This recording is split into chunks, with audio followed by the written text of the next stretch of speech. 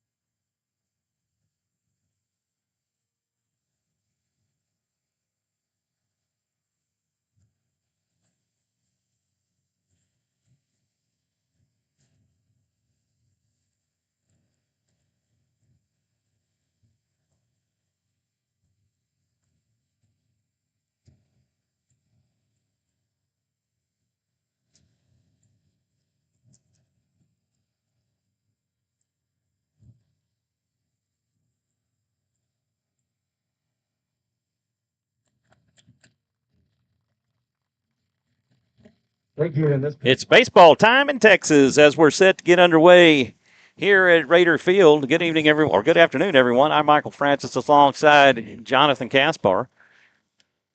And looks like we've got the same crew we had yesterday. The home plate umpire at first base, playing the outfield, and yesterday's umpire was outfield umpire. Well, I think this is actually a different guy, but Yeah, that's the guy that's in the field was behind the plate. behind the plate. But this is a new umpire. Wasn't at yesterday's game.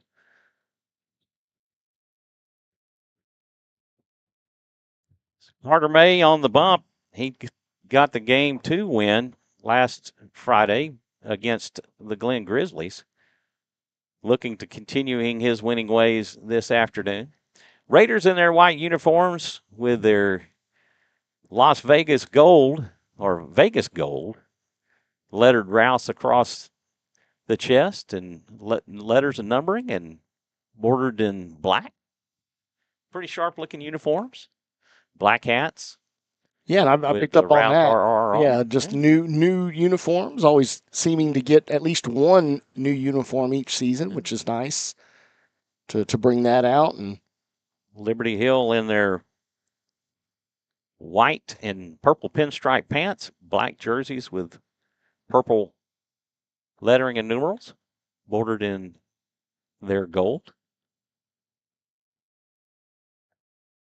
That wind has picked up since the game has started. Oh yeah, I mean I was down there setting up the camera views earlier, and it hasn't stopped. I mean it's so crazy right now.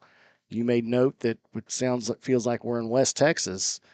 You know, winds of Lubbock over here. Defensively for the Raiders on the mound, Carter May behind the plate, Carson Pruitt at first base, Mason Gonzalez at second base, Christian Caro. At third base, Scott Knight. At short, Jacob Solis. And left, Adrian Graves. And center, Connor Thompson. And in right, Adolfo Rivas. Due up for Liberty Hill, Journey Lowry, Andrew Basie, and Jordan Andrews. May from the windup. Fastball high for ball one, and we are underway here in Leander. Andrew Basie on deck.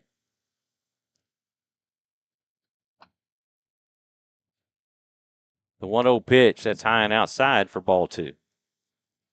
2-0 the count to Lowry. Lowry went 0 for 4 yesterday.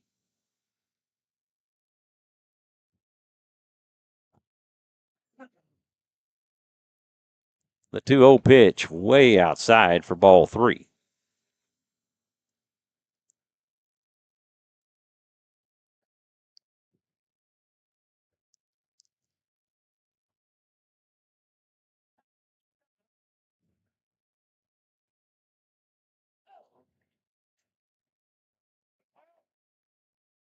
The 3-0 pitch, that's outside. That is a 4-pitch walk. As Lowry reaches base for the first time. That will bring up Andrew Basie.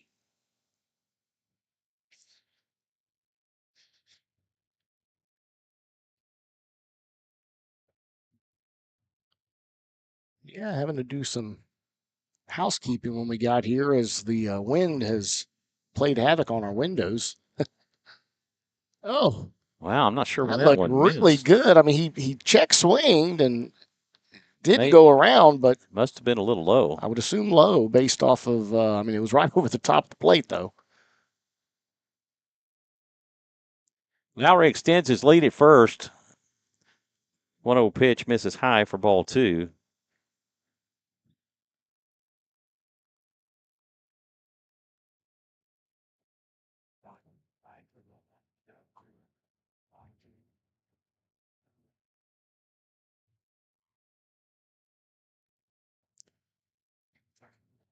That pitch misses low for ball three.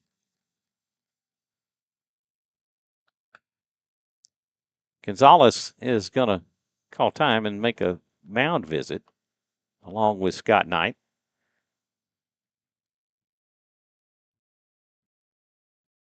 May struggling to find the strike zone as we get underway here at Raider Field. Jordan Andrews on deck. Basie got the scoring started yesterday for Liberty Hill with a solo home run. That pitch in for a strike.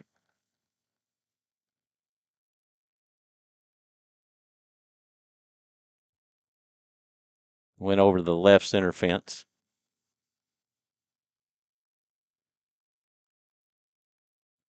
3-1 gets the outside corner for strike two, and May has brought it back to a full count. Decision time coming up. May comes set. The payoff pitch. That is fouled back and out of play.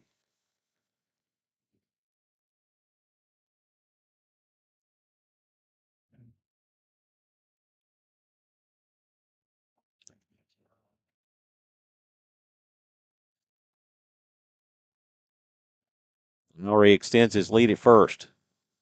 Again, the payoff pitch. A breaking ball misses low for ball four, and May gives up back-to-back walks.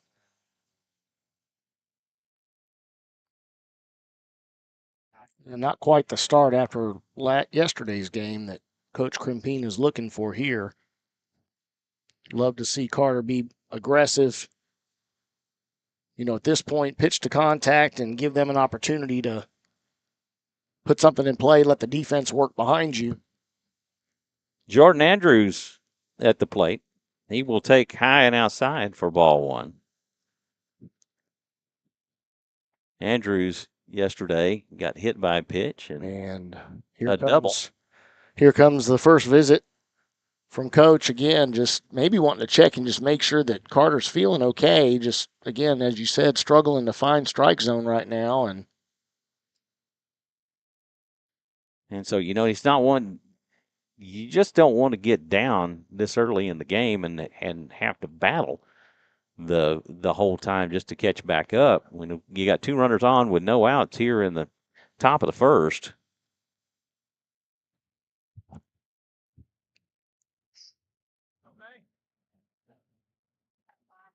You have three consecutive lefties at the top of the order. There is some activity in the Raider bullpen. Looks like Cooper Dye getting loose. Cooper Dye getting loose. Number 15. 1-0. Check swing lays off for ball two.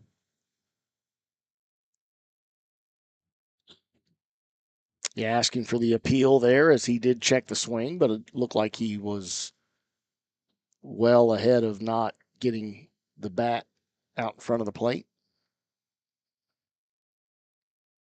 2-0 the count. 2 on with nobody out.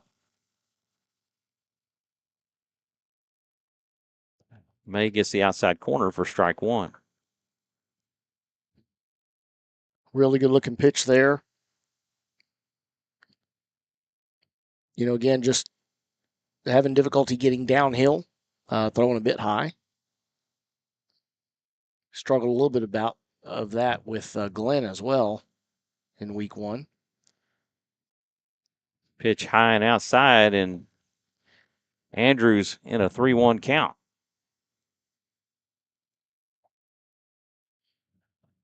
Of course, Andrews, the game one starting pitcher for Liberty Hill, had a stellar game.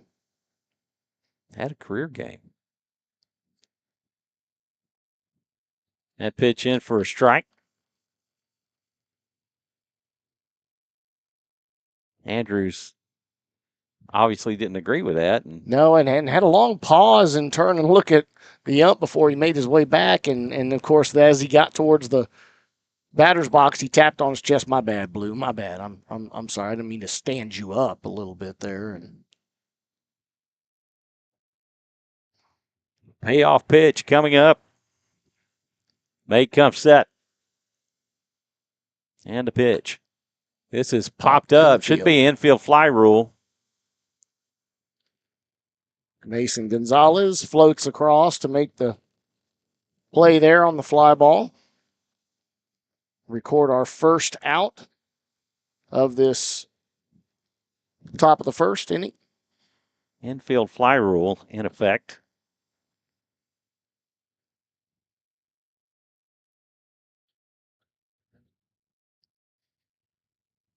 That'll bring up Carson Sharp, a dangerous hitter, as he had 2 home runs yesterday, and one of them was a no question. I don't know that it's landed yet. That thing was way out there. I mean, it was. I don't think it would have been quite as far as Colby Diaz's hit to that junior ROTC climbing wall out there. That pitch down and away for ball 1.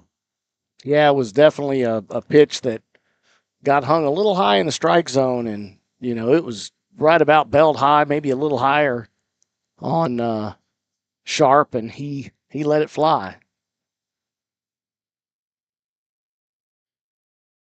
Mason losing his hat. Losing his ball cap. And with all that hair, you'd think he couldn't lose that hat. You'd think it'd be on tighter.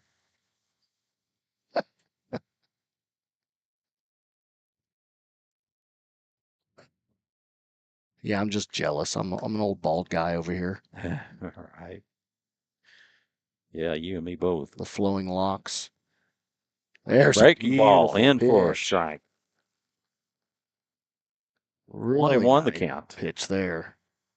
See if that is the pitch that wakes up that right arm of Carter May and finds him getting in a little bit of a zone here and start clicking. See if we can roll a double play ball right here.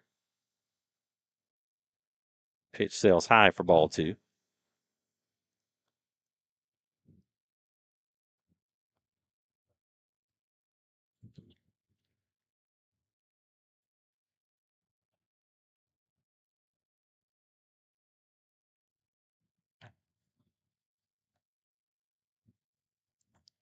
One 2-1 pitch, a breaking ball. This is cut on and hit out to right. This will be a base hit. Oh, just a little late. Little late, and that'll score Journey Lowry for run number 1. That'll be an RBI single for Carson Sharp. Yeah, and again, just wind blowing out to right field does make that a little bit more difficult as a throw in from deep right field, and that allowed him to score, even though it was still very close at the plate. That will bring up number 8, Giancarlo Galletti, the designated hitter.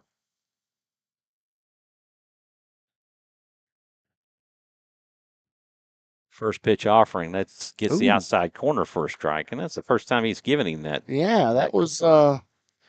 He's hit it several times, but this is the first time he's called it a strike. Good enough to be called a strike from my angle, but I'm still off the plate here, right behind the lefty batter's box. Galletti yesterday got on base all 4 appearances. Oh, there was a pretty one there. That pitch in for a strike, and that's the first time that May has gotten into a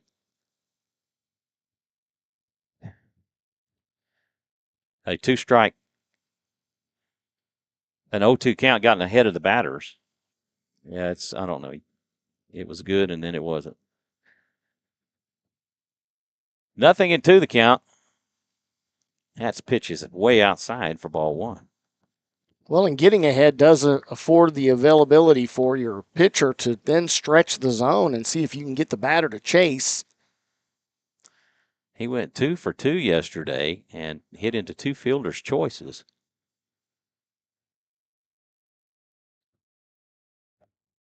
The 1-2, this is hammered and foul down the right field line. And Coach dancing over there as that was rocketed at the feet of Coach Crimping. Yeah, we might have to find a new location for that so that we're not bumping it and I lose my headset. Either that or we go into the middle ones, I guess. I don't. Yeah, I'm good for right now. Okay. The 1-2, that is fouled back and out of play. I'll just stop putting my arm over here. Yeah, that's a hard thing because you do that subliminally. You don't even think about it.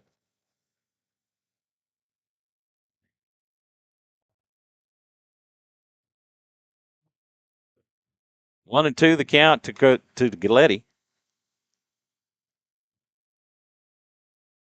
The 1-2 pitch, fastball. This is popped up In and play. playable. Scott Knight. It'll land in fair territory. Well, they were able to still make the play happen. Still a force out. Still a force. Well, he's calling infield fly rule, right? If it's infield fly rule, then they would have to go back to bases. So I'm not sure. Oh, and then I'm not sure what happened there. so he is calling an infield fly because they're calling the batter out, even though Scott Knight never made the catch because the ball started out foul. Scott overran it. The wind, of course, pushing blew it back into play by a good 10 feet back into play. Again, that's how strong that wind is. But the runners not being tagged allow them to advance. So that pitch to Calvert gets the outside corner for strike one.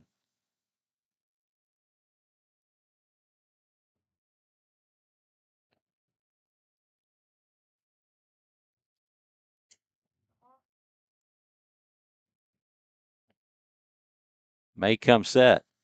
oh, The 0-1 gets the beautiful. outside corner for strike two.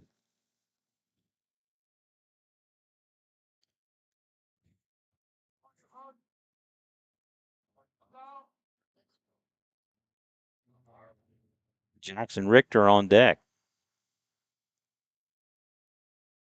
Swing and a miss for the strikeout, and out number three. And May works himself out of a jam. The Panthers get one run on one hit. They leave two after one half. It's 1-0 Liberty Hill. On to the bottom we go. Due up for the Raiders in the bottom. Adrian Graves, Christian Caro, and Connor Thompson. Joe Burry not in the lineup today.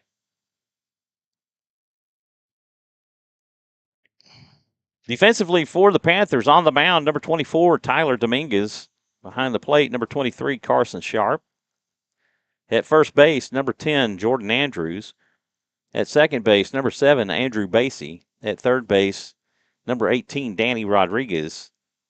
At short, number 3, Caleb Calvert.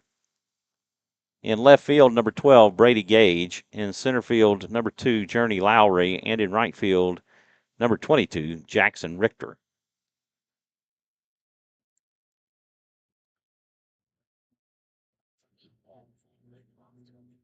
Raiders will face a right-handed pitcher this afternoon to get things started.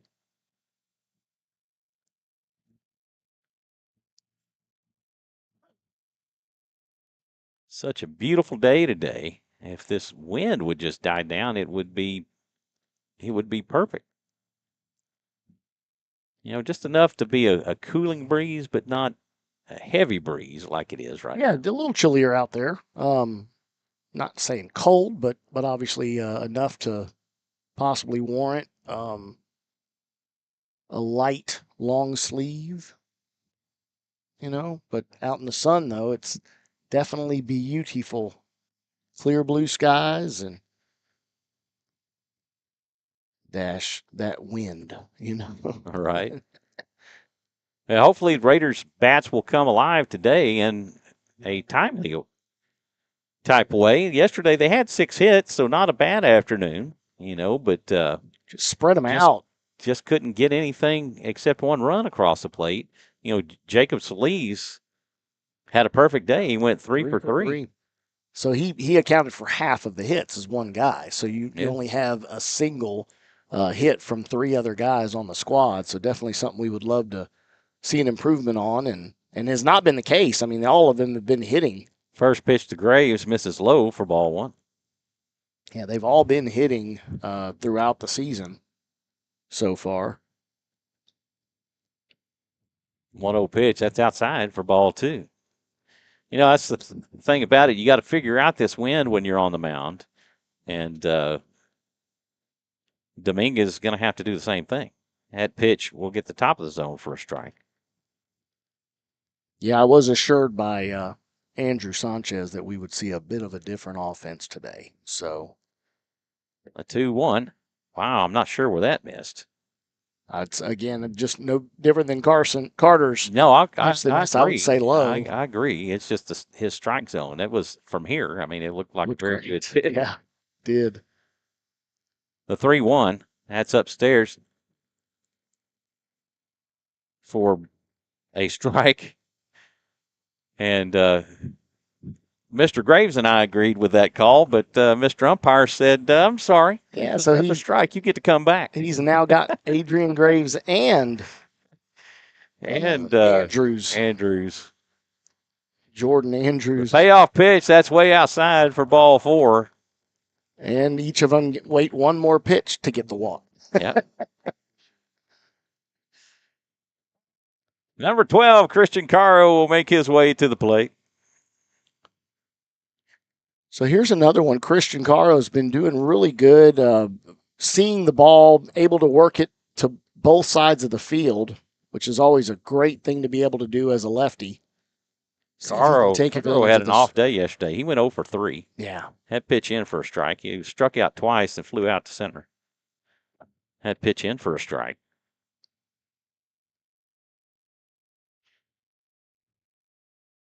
Dominguez comes set. The 0-1. This is hit at the left. Get down. There he's going to fall in for a base hit. Okay. Again, the wind knocked it down just enough that Gage couldn't get to it. Which, again, can work either way, right? You get a ball that sits up there too long, and the wind can actually hold it up just as easily as it could push it down when it's across the side of the ball. And, that one was just enough of a floater that wind pushed it down. And you got runners on. Go to center camera. Had pitch in for a strike to Connor Thompson. Connor getting on the board yesterday with one of those 6 hits for the Raiders. Mason Gonzalez on deck. Dominguez takes a long look back at Graves. And a bunt laid down by Thompson that rolls back into play. A fair ball. A great bunt laid down by Connor Thompson. That is the second time we've seen that, and I believe it was Connor that did it the first time as well, where he laid down that bunt. It actually started to go foul, was let go by the defender, and rolled right back in, getting a little bit of a friendly roll. Bases loaded for Mason Gonzalez. First pitch offering gets the outside corner for strike 1. Again, you do not want to see pressing from your batter here. Just let it happen naturally. That pitch outside for ball 2, or ball 1, sorry. Put a good swing on it. Try to get barrel to the back of that ball, and whatever happens, let it happen. But had his hammered foul down the right field line. As I always like to say, is try to hit it through somebody, right? Just make good, solid contact and just try to drive the ball through somebody. And you'll have a lot of success that way. 1-2 the count to Gonzalez. The 1-2 pitch. Ooh. That was really good. That looked really close. Yeah, I'm assuming low.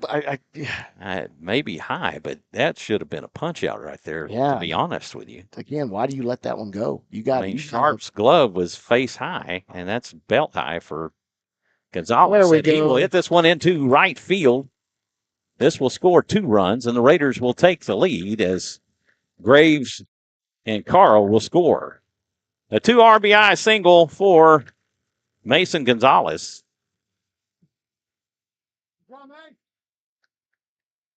Runners on the corners. Raiders take the lead with 3 hits. A walk and 3 hits so far.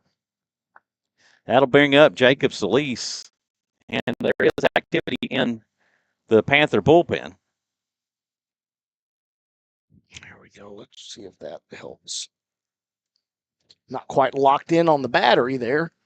Kept getting the Dominguez warning. comes set. That pitch down and away for ball one to Solis. And warming up in the bullpen is number 25, Clayton Ward for Liberty Hill.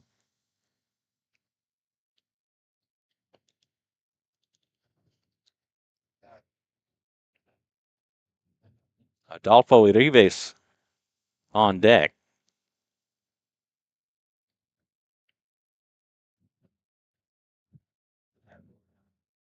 Another righty in the bullpen getting loose. The 1-0 pitch. This is hit deep to center. The wind just keeps carrying it. And Lowry will make the catch, but that'll be a sac fly to score a run.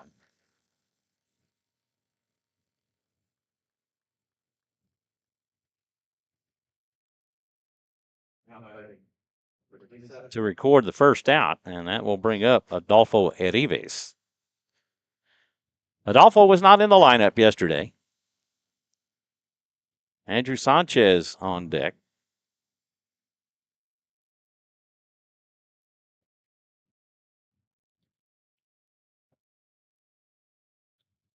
First pitch to Urives misses low for ball one.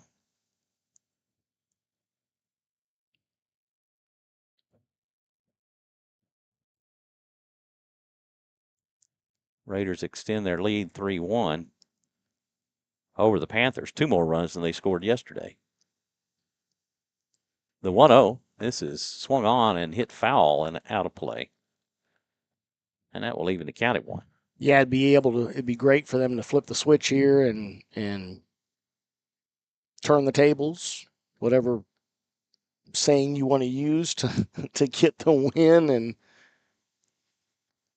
pitch way outside for ball 2. And to get the win in the same fashion, that Liberty Hill did to the Raiders yesterday. They were ranked third in the state for 5A, and got to figure that's going to drop, obviously, with the loss. That pitch looked high and inside, but good enough for not enough for the plate.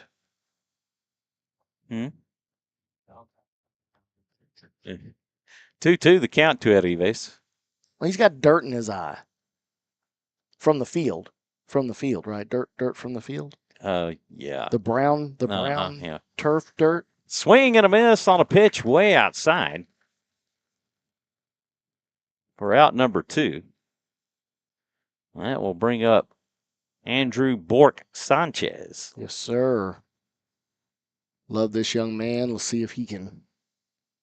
Did account for one of the hits yesterday, which was his last at bat. So hopefully we can see him. He'll hammer this one down to third. They'll go to second for the force, and that will do it.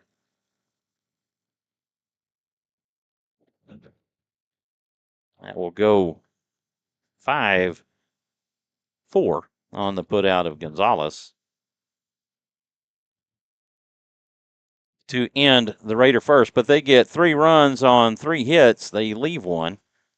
Actually, they leave nobody with that fielder's choice on the force.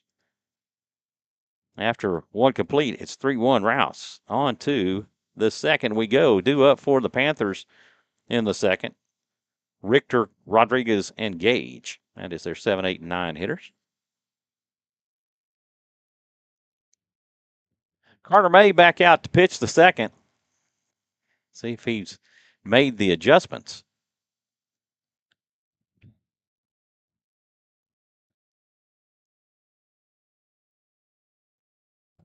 Yeah, I mean, he did look good there after walking the first 2. He was able to settle in and have several really good pitches, able to start finding his corners, and then had that breaking pitch work well. Actually did throw it again to Sharp. Sharp able to make really good contact with it out to right field. But he's been doing a lot of that. I heard Carson Sharp is well over 500 average on the season right now. Oh, yeah, he's It's like he said he was like 550 or something Yeah. like that. It was just ghastly. And out I of a said he big was man like that, a he's Law Tech yes. commit, right? Louisiana Yes. Tech. He's committed to Louisiana Tech. Richter will stand in. He will take for a There strike. we go. Love seeing him get ahead.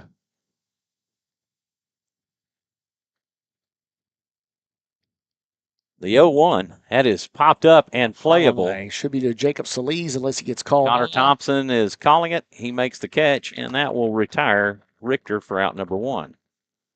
Outfielders are getting their work today because they trying to track the ball, and that wind is just blowing. Well, and not only tracking the ball with the wind, but again, it's sun is as high as it's going to be almost today right now, and so they're really having to deal a lot with that sun. Looking up for those high fly balls. So that'll bring up Danny Rodriguez. Rodriguez will take for strike 1. Brady Gage on deck. The 0-1, this is cut on and hit over to third. Knight has it. Throw to first in time, and that will do it. 5-3 on the putout of Rodriguez. That'll bring up Brady Gage. Oh, I didn't move the thing. Darn it. I want to work in camera 3, and I keep forgetting about camera 3. Gracious. It's this guy. He's that guy. That ball misses high for ball 1.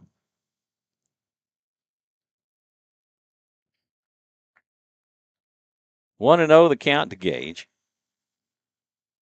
Fastball in for ball 2. Journey Lowry on deck.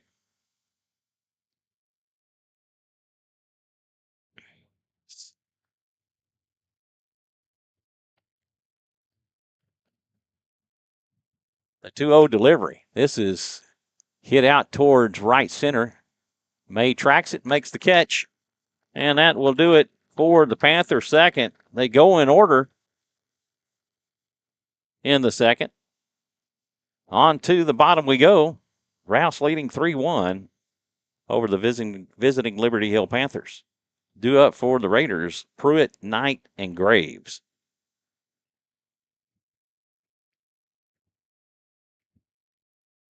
So, yeah, some of those scores looked a little surprising. From what I understand, Cedar Park's got several injuries, some key injuries.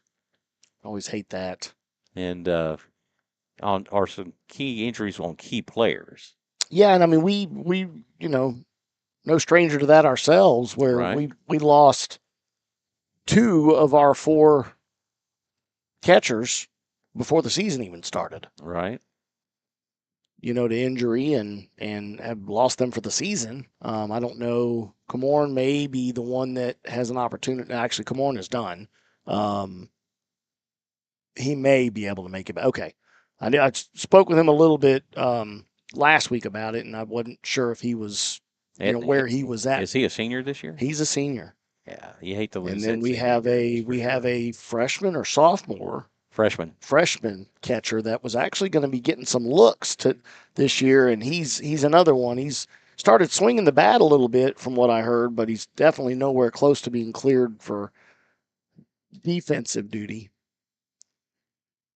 Tyler Dominguez back out on the bump for the Panthers. And speaking of catcher, we're going to get Carson Pruitt here to start us off. Scott Knight on deck. Pruitt stands in for his first at bat of the afternoon. Dominguez will deal down and away for ball 1.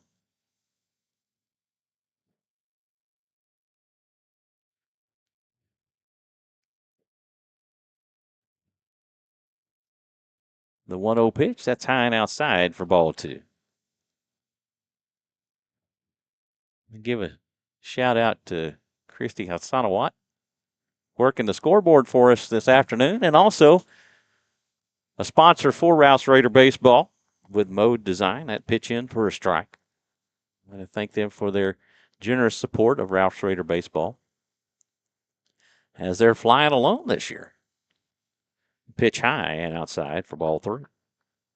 Last year we had multiple sponsors, but this year, so far, we only have one. Keyword there so far, everybody out there The listening. 3-1. That pitch misses low for ball 4. It was a pretty good looking pitch. And Dominguez gives up a leadoff walk. We do have courtesy runner come in, number 14. That is Joe Burry. Joe Burry, courtesy running I'm for gonna have the to look catcher. that up. It's 14. Yeah, I knew you should have that known was. that. I knew. I should have known that. That's bad on me. Sorry, That's Joe. early. Scott Knight takes strike 1. Adrian Graves on deck. Somebody super excited over there to see a strike from the pitcher as they. He lays a bunt down. It goes foul for strike 2. Bounced off the turf. It wasn't quite as pretty as Thompson's bunt down that left field line. He let that. I think his body was already moving towards the first base whenever he made contact, and so allowed it to be pushed foul. The 0-2, swing and a miss And for strike 3. Swings at a ball outside of the strike zone.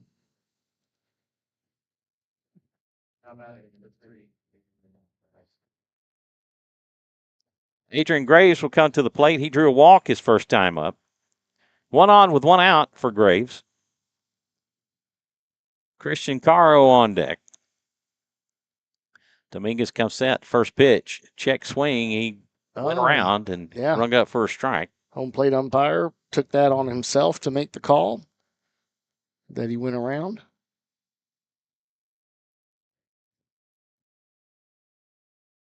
The 0-1 delivery. That's high for ball 1. Throw down to second. Got him. In time. And Burry caught stealing.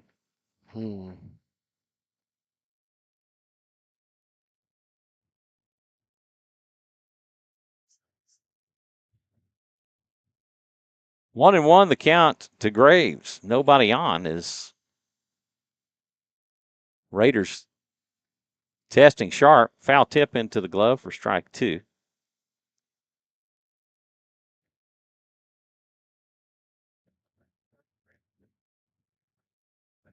The 1-2 pitch. That's outside for ball 2, and that will even it up at 2.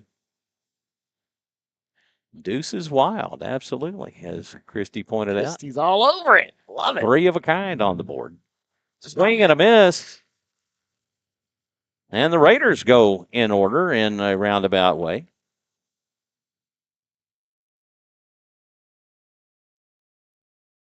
On to the third we go. Raiders leading this one 3-1 over Liberty Hill. As Carter May makes his way back out on the mound to pitch the third. Due up for the Panthers in the third. Back to the top of the order, Lowry, Basie, and Andrews.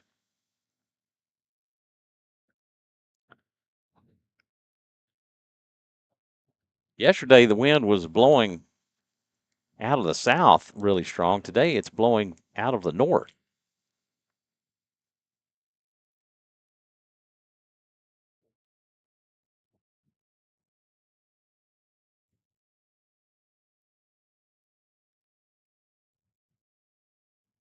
Yeah, we were talking the other day that we don't ever see kids throwing tennis balls up against I was going to say that. I was going to say that because I looked over there and saw a couple of Liberty Hill young guys over there playing a little wall ball.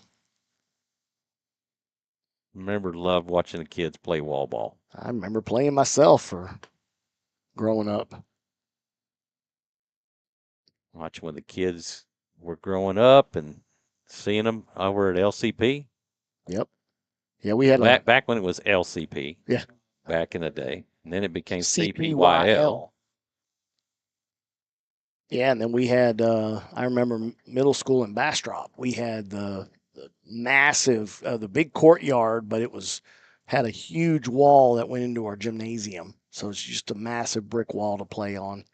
Lowry digs in from the left side. He's 0 for 0 with a walk.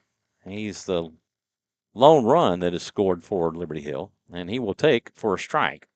That's the first time he's given that. Yeah, it is, and a strike call. And that's the first thing you hear from a dad in the stands. That's the first time you. The 0-1, a swing and a miss for strike two. Yeah, he wasn't happy about that first strike being called. I don't think. He was struck out once yesterday.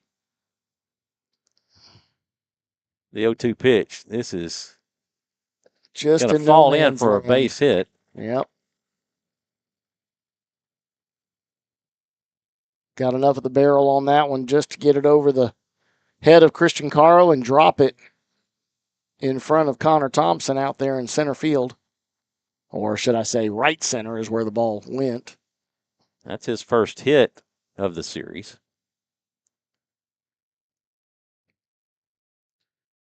Basie will stand in. He will show bunt and lay off for ball one.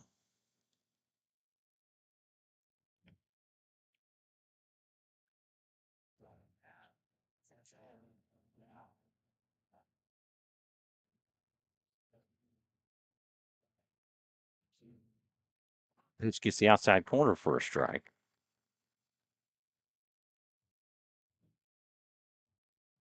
1-1 the count to Basie. Lowry extends his lead at first. The 1-1, that is bunted foul for strike two. That's what happens when you poke at it, rather than just let it come and hit off your bat.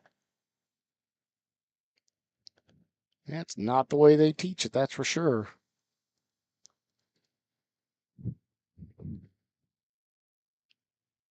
The 1-2 pitch, breaking ball misses low for ball two.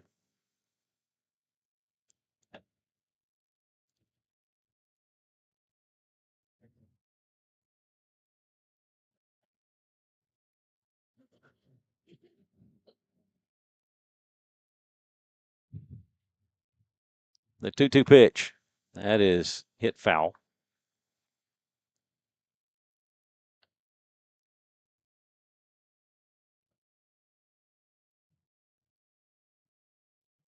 Give a shout out to Jackie for bringing me my maroon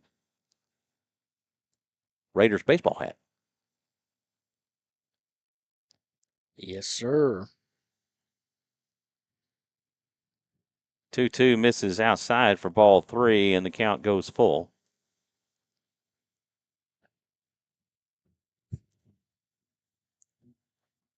May comes set. The payoff pitch. This is popped up, and Connor Thompson tracks it. Just goes over his glove. And he's safe. And he's safe. He gets in safe. And once again, the wind played a factor, and that'll drop in for a base hit. That's a hit. I mean, that's a hit because he didn't touch his glove, but and that wind's playing a factor on it. I'm not going to give him an error on that.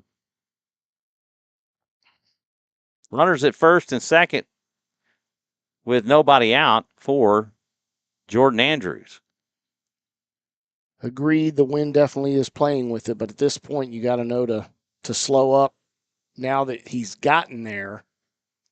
And if you have to catch that even as a basket using your body to keep it in front of you, you do that versus getting so far in that now it has the opportunity to go over your head. So Andrews calls time and will step off or step out. And of course, it was not anything that could be played by Jacob Solis because he was covering the bag. Carson Sharp on deck.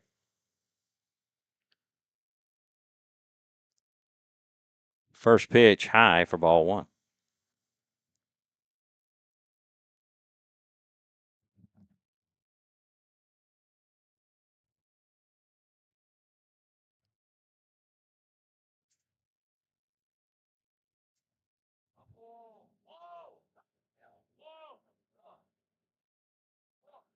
One 0 pitch inside for ball two.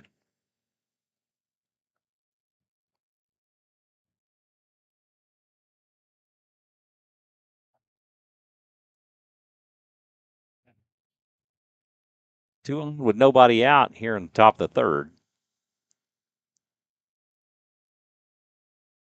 Pruitt gives the sign.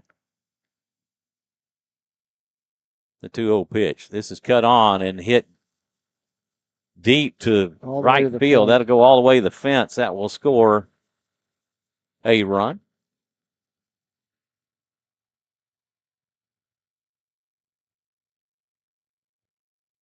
An RBI double for Basie.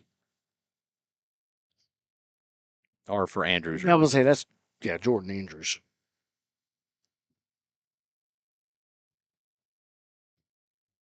And again, another visit from Coach. Again, more so just pitch selection and recognition of where he's leaving that ball.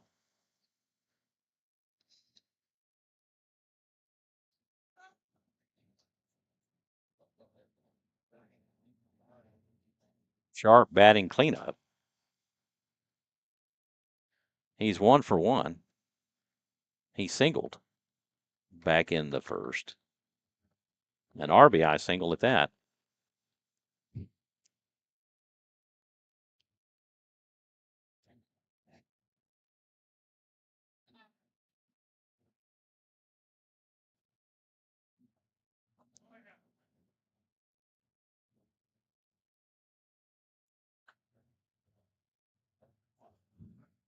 Is open here.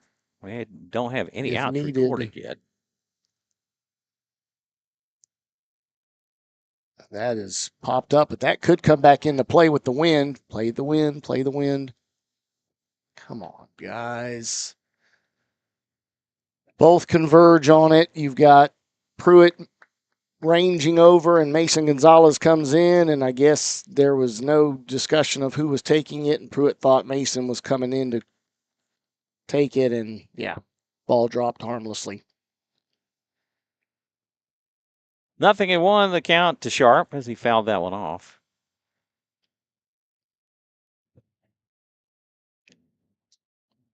And Cooper Dye is up again in the bullpen. Swing and a miss on a pitch down and away for strike 2.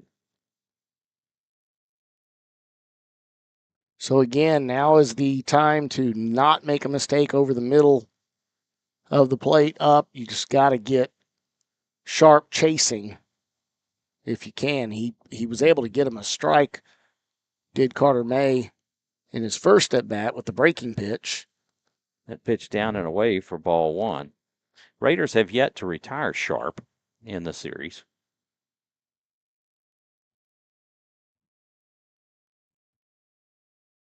Galletti on deck.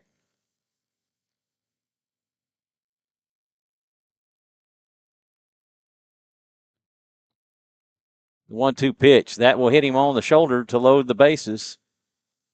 Again, not what he was looking to do. That one getting away from him.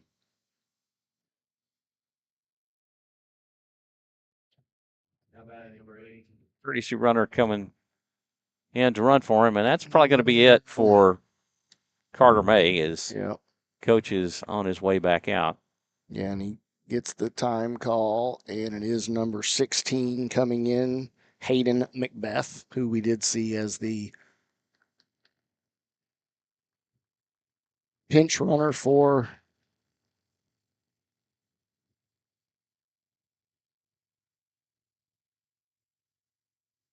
Carson Sharp. The base is loaded with nobody out. And again, one run has already scored in this inning. Inherited runners here. These are all property of Carter May. Property of one Carter May. And no outs. So Cooper Dye coming in a pretty sticky situation here. Biggest difference is you get Carter that can touch. He's upper 80s. Has been known to get into the 90s, low 90s on his fastball, and then Cooper Dye comes in and really hits positions and works that off speed. Good change of pace. And he'll see the number 5, 6, and 7 batters to start.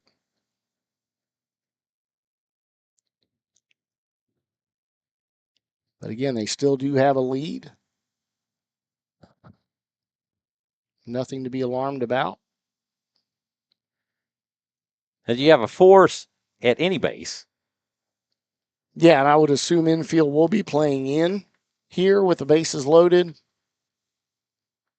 Or again, at least the corners will be playing in. I think you double play depth for the middle infielders and get out of the inning.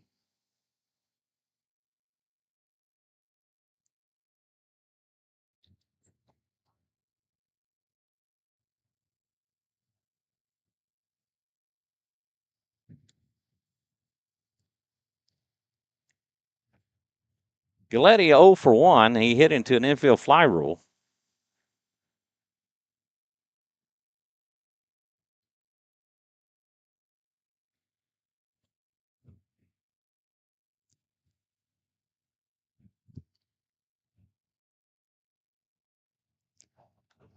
That pitch in for a strike.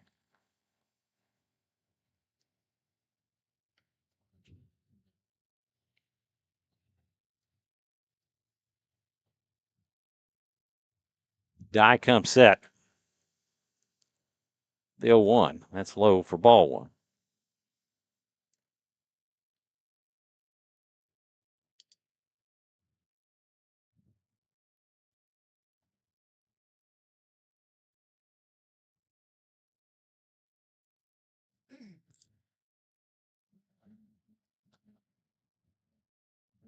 I will step off.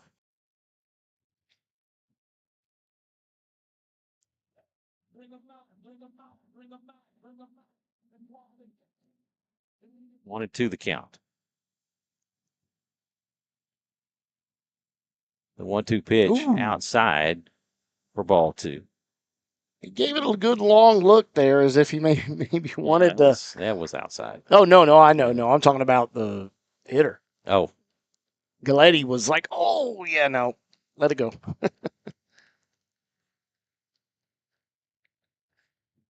The 2-2. Die comes set and a pitch. Breaking ball hit foul.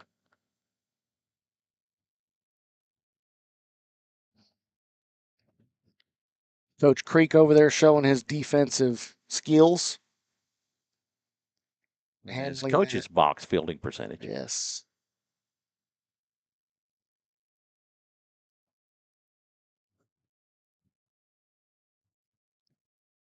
It's always funny watching them dance around, though, when that ball is rocketed back at them. It's like, yeah, we're not going to try to field that one at all. We're just getting out of the way. Self-preservation at that point.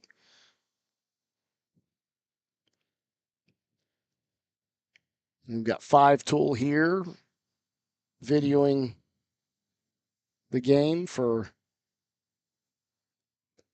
the 2-2 pitch. That's high and outside for ball three. And the count goes full. So once again here, best on best. Galletti looking for something he can handle, as Cooper Dye would love to get a swing and a miss or a weak ground ball. That is fouled back and out of play, and he spoiled a good pitch. Yeah, still want to keep the double play here alive if at all possible. Get out of this inning.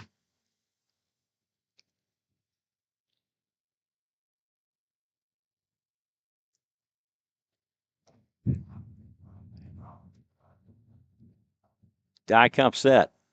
The payoff pitch. That is cut on and hit foul and out of play.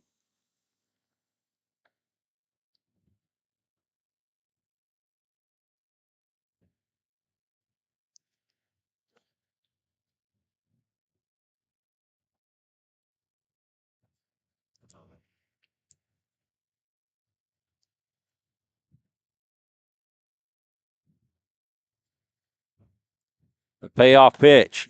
It's high and outside for ball four, and then it'll walk in a run. And the ball game is tied.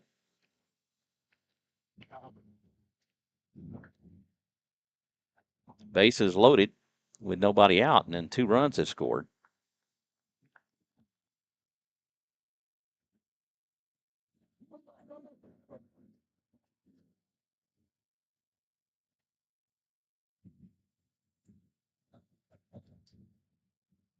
Pitch outside for ball 1.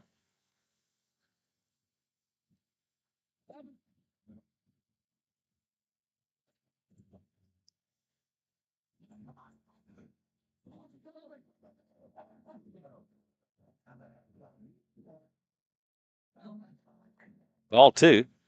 Pitch way high.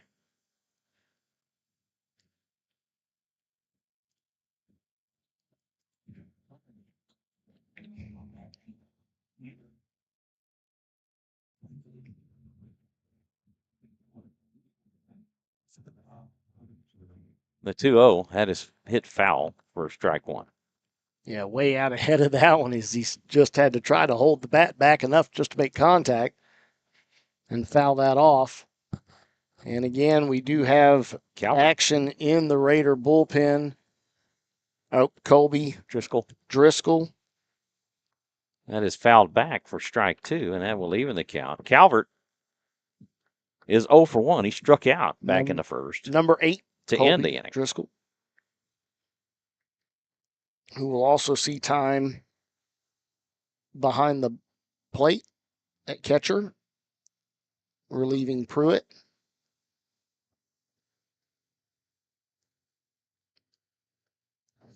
Breaking ball sails high for ball 3. Yeah, not quite that drop that he was hoping for on that to sneak into the zone. Does stay up and high and brings the count back to full again for the second batter in a row.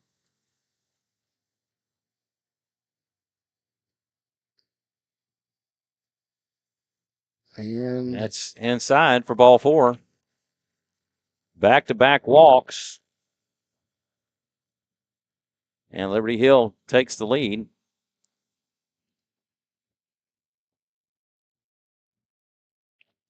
And coach is actually motioning that he wants Adrian Graves to now come in. He just motioned to left field. So Adrian Graves is making his way in and should now see himself on the bump. And Joe Burry has now shifted to left field. It does enter the game as the new left fielder. So Adrian Graves closed out game 1 on the mound for the Raiders. Looked really good in the game at that point. That was just out of control. He was just in there for cleanup duty just to get us out of there and see if the offense could spark something in the bottom of the, or top of the 7th, and that did not happen. So Adrian now able to come in, and let's see if he can pick up where he left off. The 3 hits that got on board have scored. Now you have the 3 that are on base have been hit by a pitch and been walked. And just a quick recap here with the exit.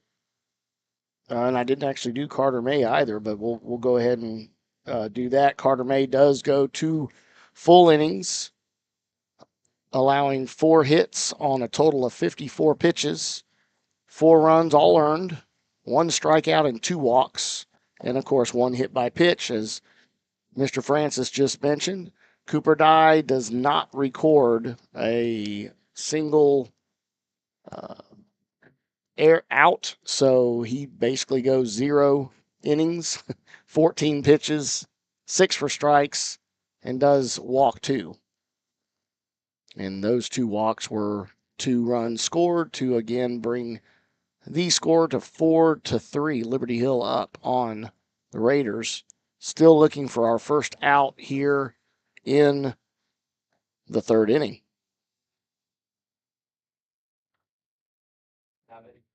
Well, 22 Jackson.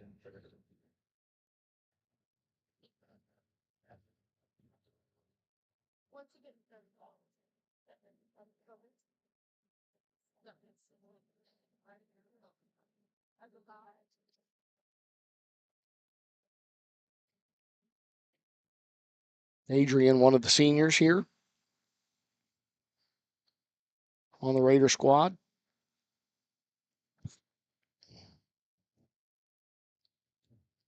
Graves opting from the windup, and he will deal. Pitch at the top of the zone for a strike. Well, he's not liked low, and he does like high, so.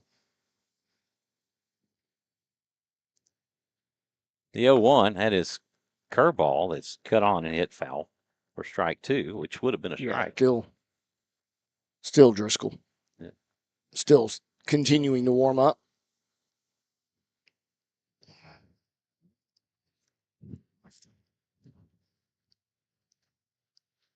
The 0-2 delivery. Oh, swing and a miss for strike 3. And that will do it for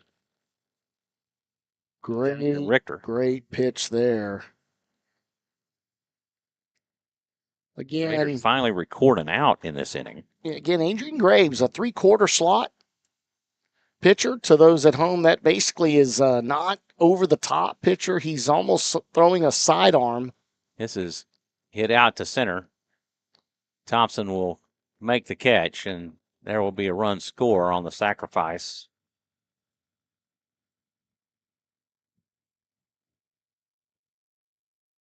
Number 12, Brady.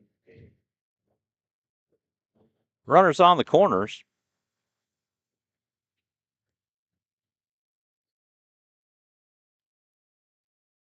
Yeah, and that 3/4 slot can be very effective on a breaking pitch that will start at or behind a right-handed batter, and then if it's got enough snap on it, it can actually drop back in and over the plate for a strike, and that's how he got the third strike call for our first out. And pitch outside for ball 1. Brady Gage is 0 for 1. He flew out to center his first time up.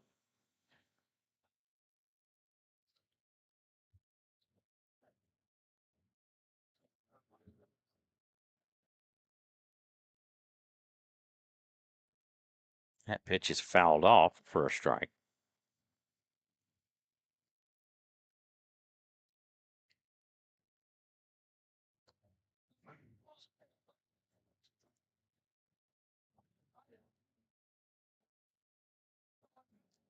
One and one the count.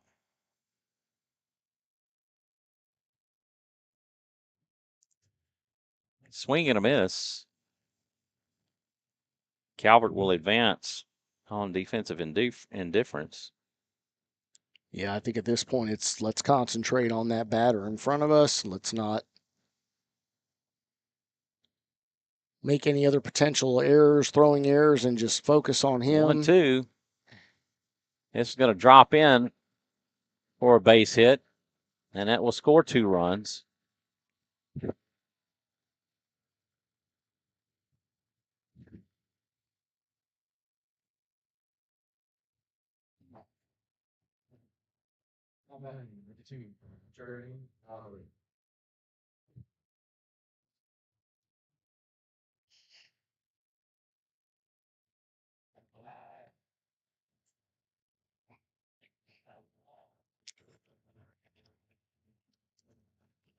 Quick snap throw over to first from Adrian Graves. Back to the top of the order to Journey Lowry, who got things started. He lays down a bunt. Throw to first in time. Journey will go 1-3 on the put out. Yeah, very quick, very bang play there at first as Journey Lowry was getting it up the line and slid in head first, seeing if he could get himself an infield hit.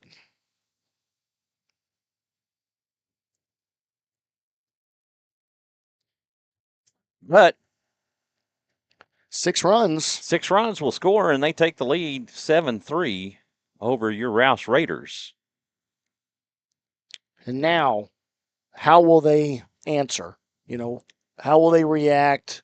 It wasn't a very good reaction game 1 when they went down 4-1 in the third yesterday, and Due up for the Raiders, Christian Caro, Connor Thompson, and Mason Gonzalez in the heart of your order.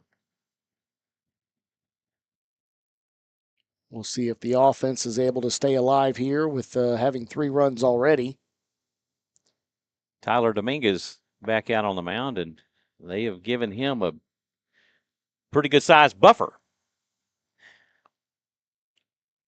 But there is some action going on, some activity in the Panther bullpen.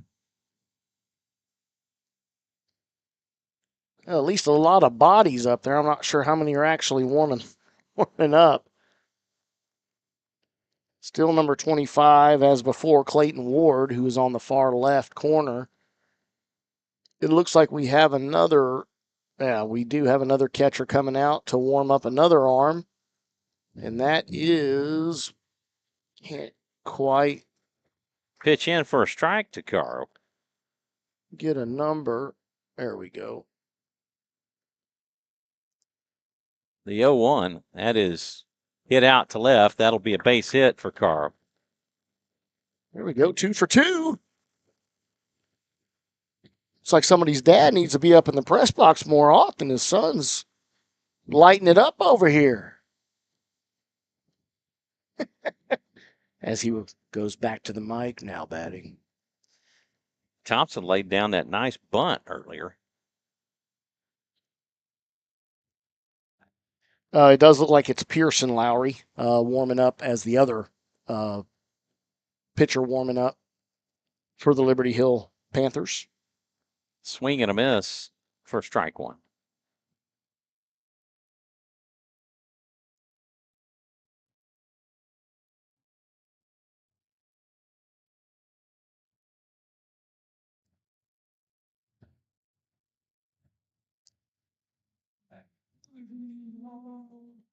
The 0-1. This is fouled back and out of play for strike 2. Mason Gonzalez on deck.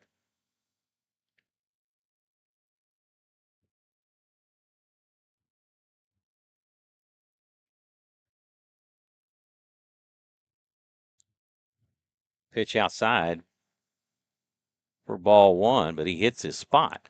Yeah, no doubt. You know, Sharp did what he could to try to slide that in for the potential strike call, but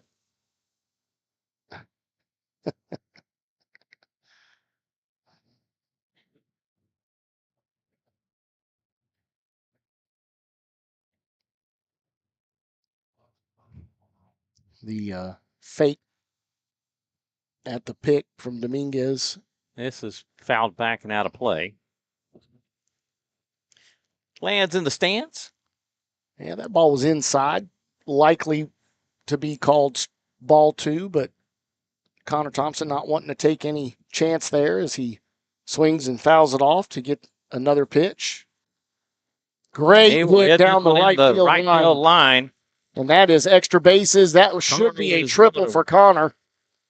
Going to round and head home. That'll be a stand-up triple. Yeah, that was all the way into the right field corner, smacked perfectly down the line from Connor Thompson, and he let the wheels eat there as he stands in with a triple. And now Raiders having their own opportunity here. No outs, 1 runner in, and another threatening. Mason Gonzalez singled back in the first.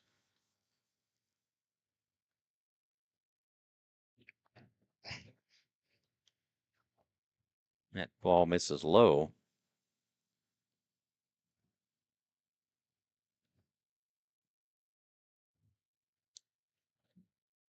This is lifted high. Is it far enough, though?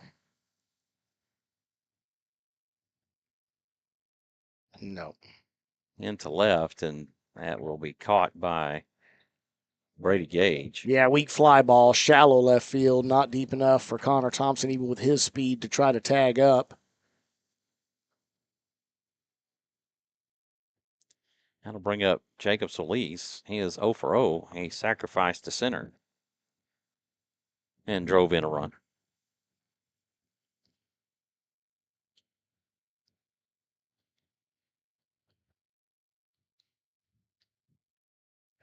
This is hit out to Got deep him. left center. That will go to the fence. And that's another double. And Solis will hold up, and he'll have an RBI double.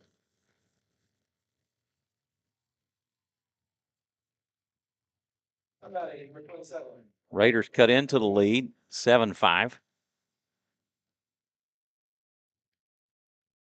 And Creek is going to call time. Tell you what, Jacob Solis doing everything he can to put his name in the hat for the most doubles in a season with a great start this year, as he has just been a double machine. He's a junior this year, right? He is a junior, yes, sir. He is, and again, starting shortstop as a sophomore last year, which is very, very hard to do on this squad for Rouse, as we have had we a do lot have of a great pitching shortstops. Yes, and it is. I did not see who came in. 25.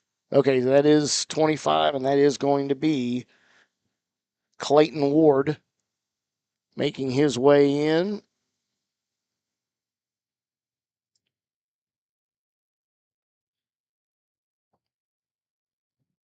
Real tall kid from the looks of it. Not familiar with him over the last year or so. Do you recall that name? Mm-mm. I don't, yeah. Definitely know a lot of these names with Richter and Calvert and Galletti and Dominguez goes 3 1/3. Andrews, Basie, Lowry. Actually, 2 1/3. No, yeah, 2 1/3. Well, let me go to my wonderful little game changer here, and I will update everybody as to the outing from Mr. Tyler Dominguez. Does go 2 1/3, allowing 6 hits, 5 earned runs on 46 pitches, 28 of those for strikes. Does get 3 strikeouts along with 2 walks and no hit batters. So coach not wanting to let this get away and have the Raiders climb back into this game as they are starting to do with only 1 out and 2 runs already in with another runner on in scoring position, represented by Jacob Solis.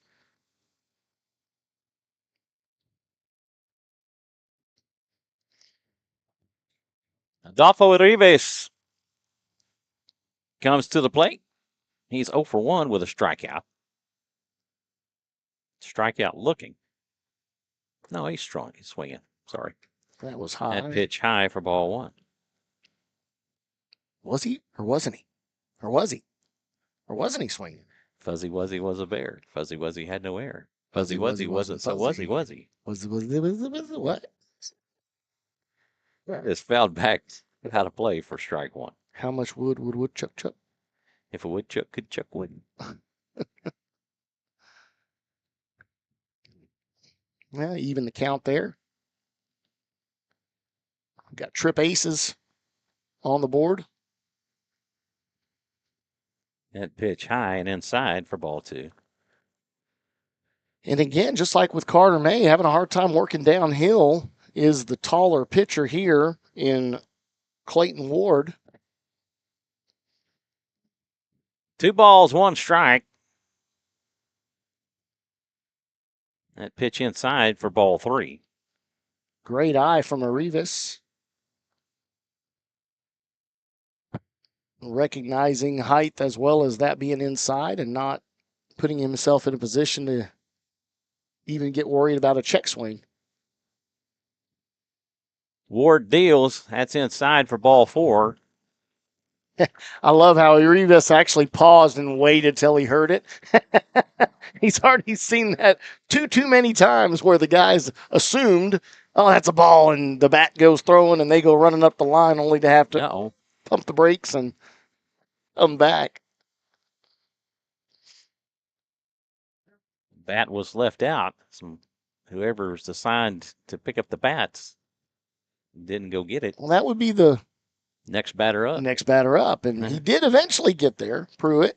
Yeah, I think that would have been Andrew as he was coming. Oh, that's right. My bad. Yes.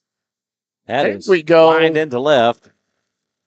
That'll load the bases. That's keeping those arms in. Andrew Sanchez, a little rocket shot between the 5-6 hole, just past the outstretched diving attempt from Calvert.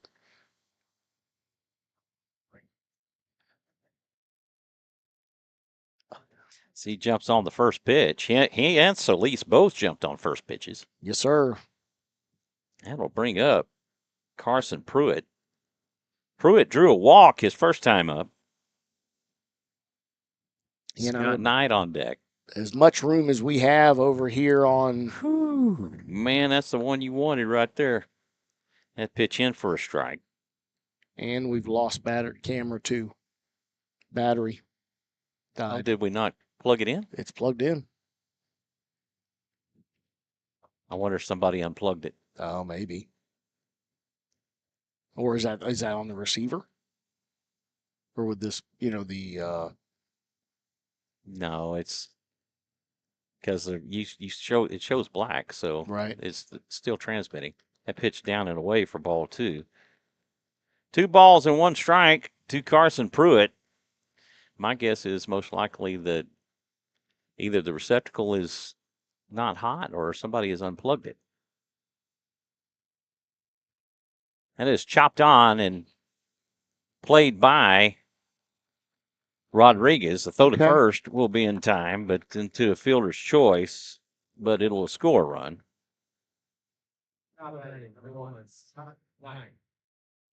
Runners on at first and second. Second and third. I mean, second and third, right. With one Sorry, in. second and third. 2 outs. I'll go 5-3 with 2 outs. Oh, stay fair. Stay fair. It's foul. But what a shot. That was Scott Knight, as that would have drove in 2 runs, out. even with Andrew Sanchez speed. Yes, sir. Yeah, hey, I wasn't going to say it. I ain't going to pick up my bull. I already give him enough grief trying to get up that line. We've had some throughout the years that needed to unload that wagon. Nolan Harris was one. Oh gosh, yes. But man, he was another one that would just drop the hammer and bang him off the wall all day long for a stand-up double, and he was perfectly fine with that. That pitch misses for ball 1. But I don't think you ever saw him stretch a triple.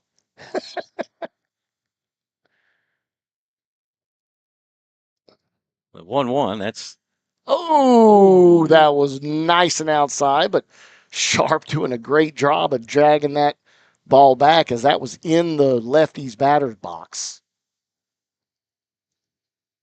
the 1-2 swing and a miss for strike 3, and that will do it. Trying to make too much happen, swinging at a ball that's well down and outside the zone. But Raiders scratch 3 more runs and get within 1. They get 3 runs on 4 hits, and they leave 2.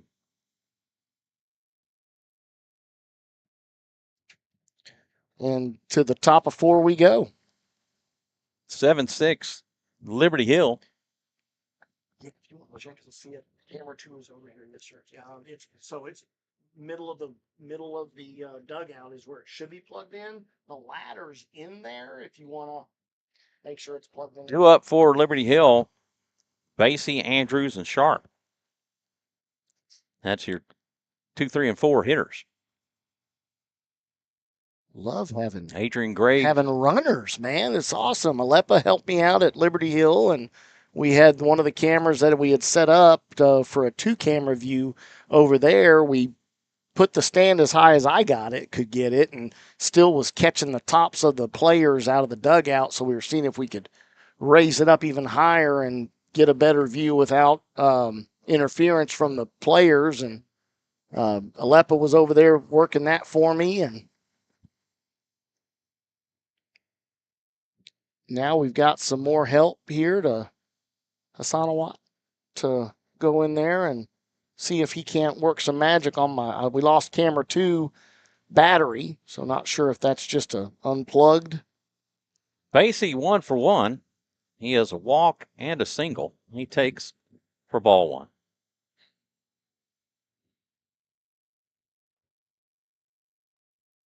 Pitch gets the outside corner for strike one. That will even the count at one.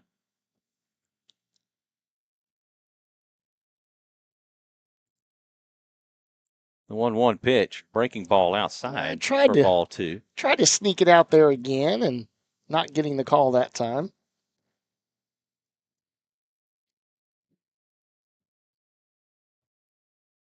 Foul tip for strike two, and the count goes 2-2. What are you shaking off? He's already back. So camera two's over there. I know. Oh, I know where it's at. He went over there. Oh, okay. So you have to actually close the camera door and open it again.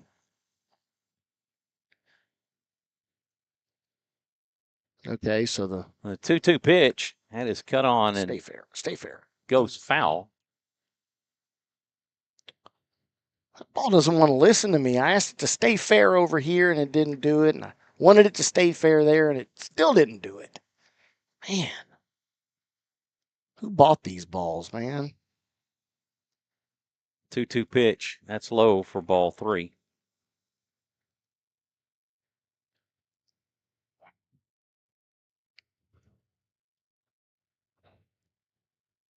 Payoff pitch. That is lifted to left.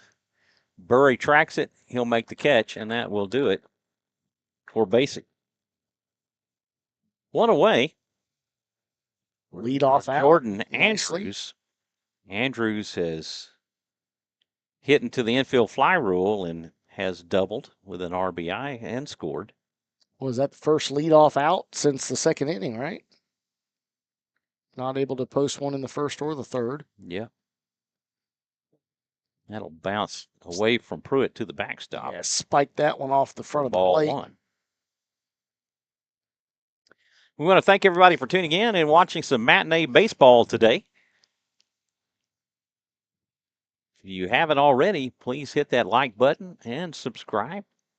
Hit that notification bell if you would like to be notified when we go live each and every time. That was a great looking pitch that maybe was high. I don't know. 2-0. That pitch gets the outside corner for strike one.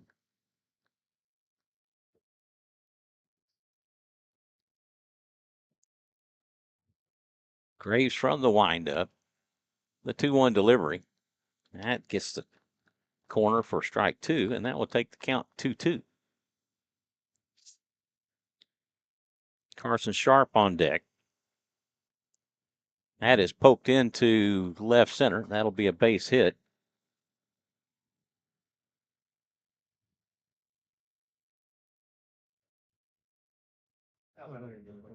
Tell you what, the top of the order for Liberty Hill has been productive in this series. Yeah, very much so.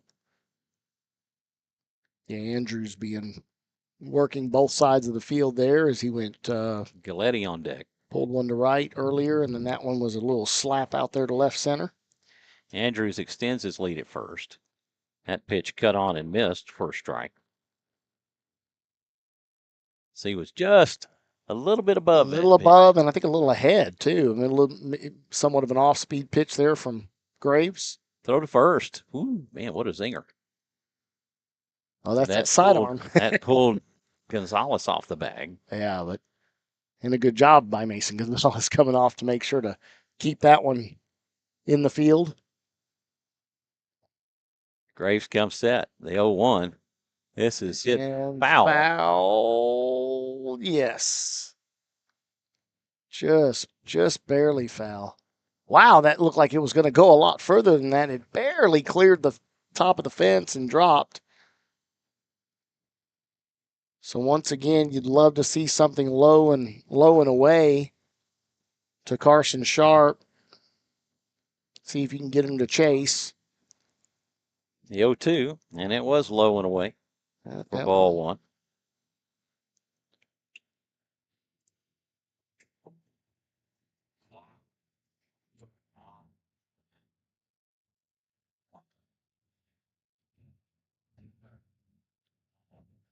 One-two pitch. This is poked out to right, and that is caught. Hey, fly out to retired right. coach That's from the first Sharp. time he's been retired in this series. Hey, he is human.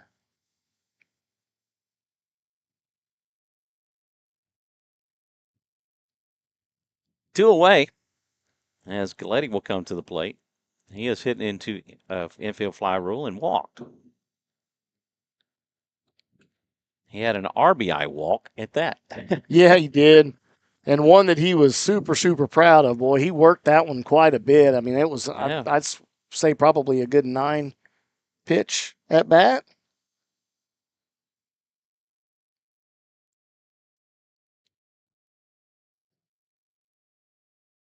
Had his line back up the middle. Solis will take it. He'll step on the bag, and that will do it. That'll go 6U. We're out number 3. Fielder's choice.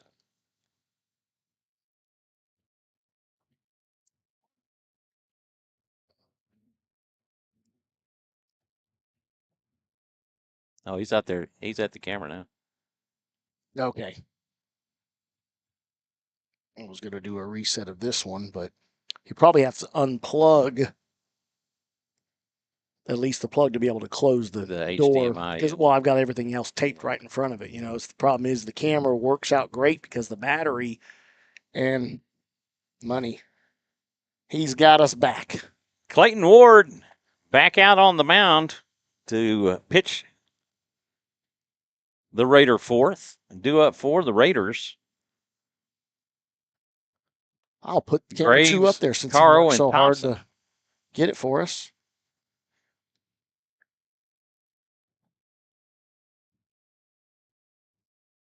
My crack engineering crew. I love it.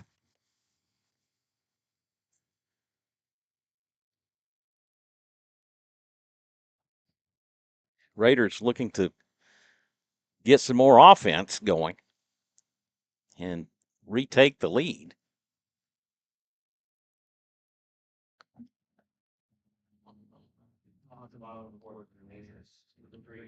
Try this too because it's zoomed out more than what we normally would have it. So let's try that and see how that works for.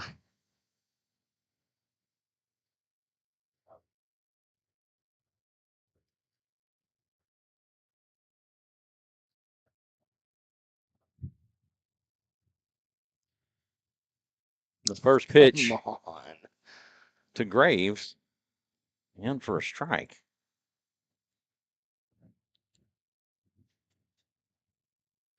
That pitch outside and low for ball 1. I was about to say you could just say low because that was just as far outside as the first pitch that was called a strike. The 1-1. This is lifted high into right. Richter able to make the catch. Again, just the wind just keeps floating it, and just you backpedal and you keep backpedaling and think you got plenty of time to, and you're still moving backwards as you're making the catch.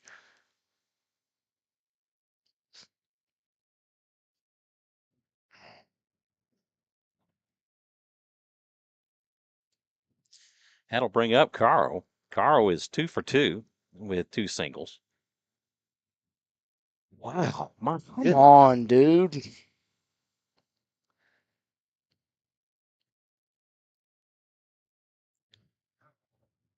The 0-1. That's in for a strike for strike 2. Nothing in 2, the count to Caro. That plate's 3 feet wide. Wow, my gosh. What a terrible call. Out high and outside. Well, strike 1 and strike 3. Strike 1 was low in a way. 3 was high in a way, and both, I mean. That was the worst set of called pitches I've seen all season. I guess he's got someplace to be, maybe, and got him a hot date after this game. Wants to get going. I usually try not to complain, but my goodness. This is hit deep to center. Yeah, Lowry will make the catch, and that will do it. The Raiders go in order. Yeah, in on his hands on that one. In the fourth, on to the fifth we go. Raiders trailing 7-6. Yeah, not really able to extend his hands on that swing. Graves is like, what? From Connor Wasn't I Thompson. just down here? Yeah. I mean, heck, that was a Well, I can tell you, it's yeah. How many? 3, 6, 7 pitches.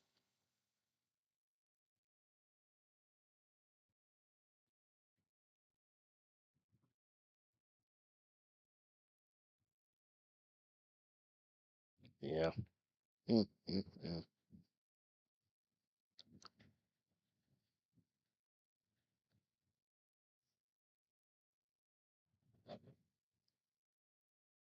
Well, we'll see if he. Graves back out to pitch the fifth. Yeah, definitely not going to say it's only been one way. I mean, we've gotten some of those calls ourselves, but Right. not But not in one consecutive at bat. in one bat and being opposite, right? One high, one low. I mean, both just as far outside as the other, and again, some of these strikes that are against a righty that are in the lefty batter's box. It's Due up for the Panthers, Calvert, Richter, and Rodriguez. That's your 6, 7, and 8 hitters.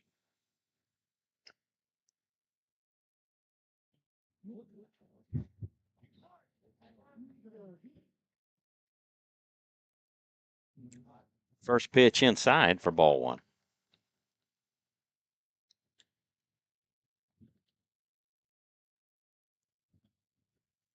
This is lifted high. Playable. If they can get to it, it's coming. Oh, just everybody doing everything they could to get to that ball. That's a high fly ball. Yeah, two fast guys right there in Burry and Solis. Neither one able to get to that, even with that wind pushing it closer to back into play, helping them out. But just a long, high strike.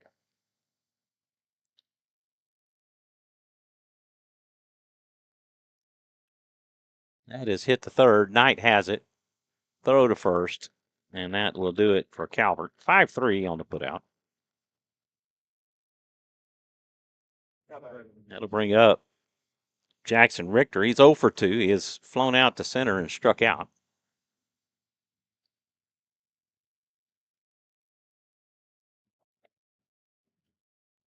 Rodriguez on deck.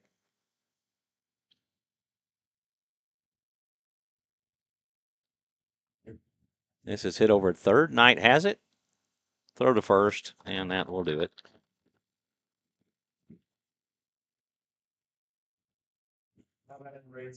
Rinse, wash, and repeat. That'll bring up Rodriguez. He's 0 for 2. He is grounded to third and sac flied to center. And he's making 0 for 1. See if I can remember to actually. Pitch high and inside for ball one.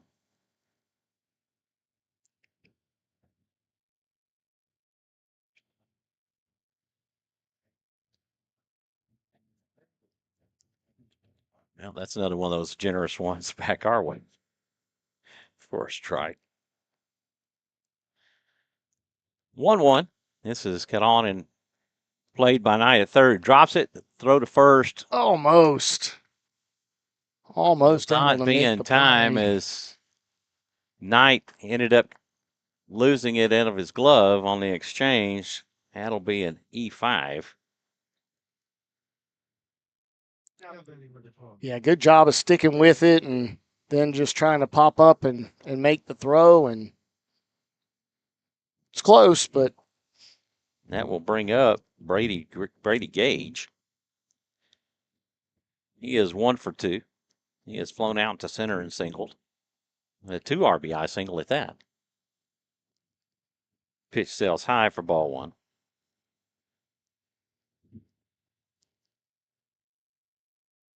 Journey Lowry on deck.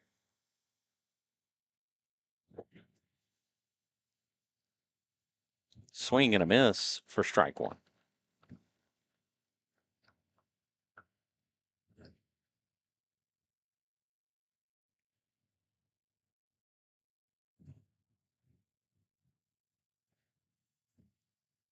Curveball in for ball 2. Yeah, didn't have enough of that, again, snap on there to make its way back to the plate. Stayed inside the whole time. That is hit foul down the left field side. 2-2. Deuces wild. Wild. Yeah, Christy, She's on it. keeping us on our toes. Went to hand her my headset. Let her pull double duty here. Breaking ball. Misses inside for ball 3.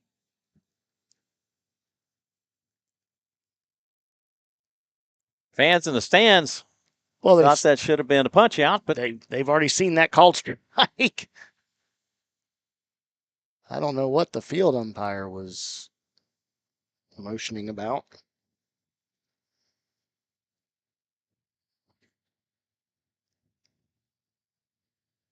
Graves comes set. That ball misses for ball 4, and that will put 2 on.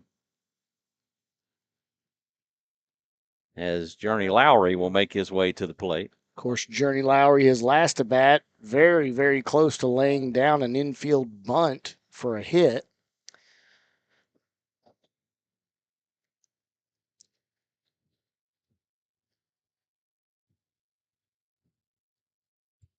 He has walked, singled, and grounded out to the pitcher.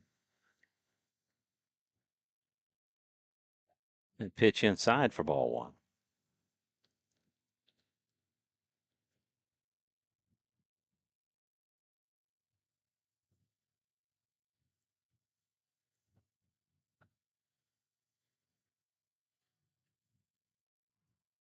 Pitch high and outside for ball 2. It was a strike last inning, yes, sir.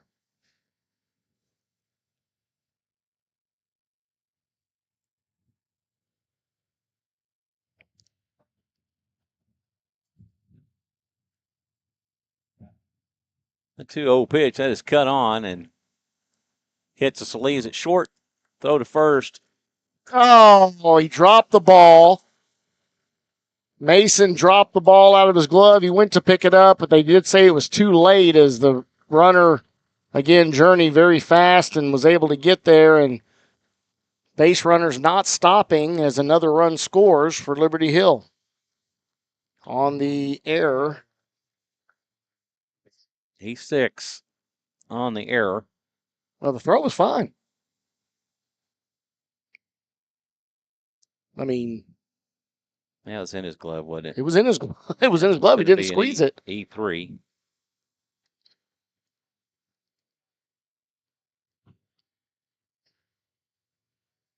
I mean, it'd be one thing if it skipped in there, but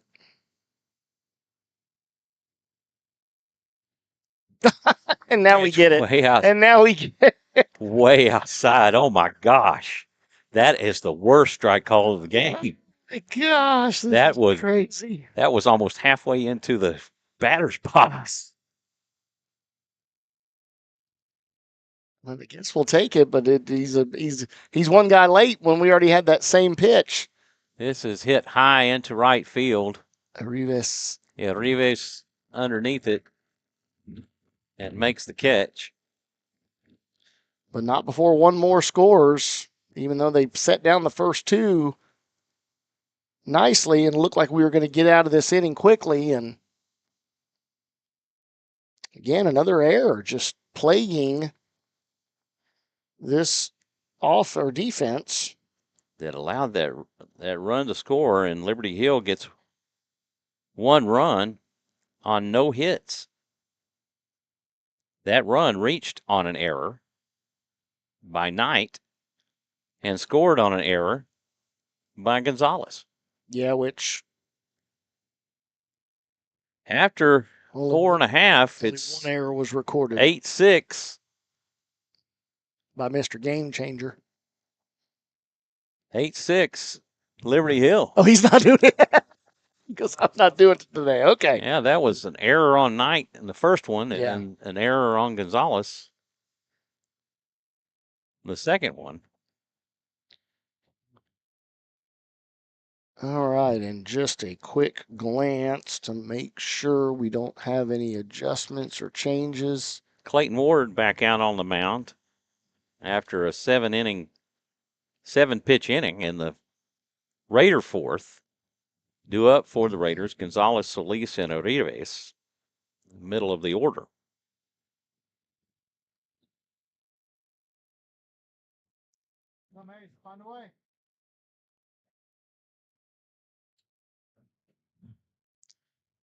We're an hour and 39 minutes into this contest.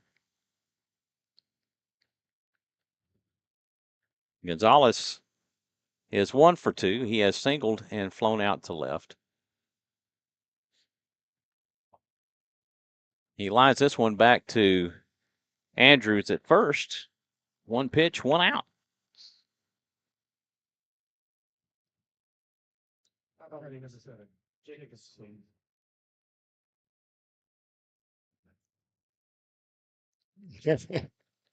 And I see Coach Creek over there making his outfield adjustments as he's letting these guys know to go ahead and back up just a bit.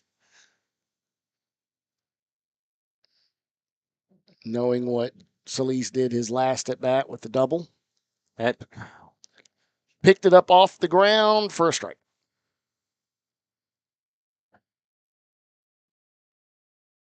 Telling you, he's got a hot day, man. This was lined back to third. It's played by Rodriguez. The throw to first in time. 5-3. And here we go again. How much do they want it? You know, the Raiders.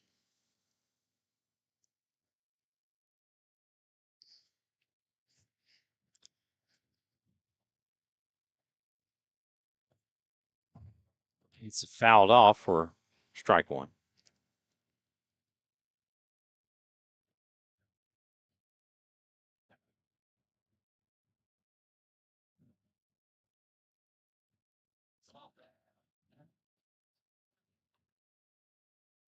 And this is popped up to left. Gage in on it, makes the catch. And what's better than a 7-pitch inning? A 5-pitch inning? Is that right? 5 pitches? That would be right. Wow. As the Raiders go in order for the second inning in a row.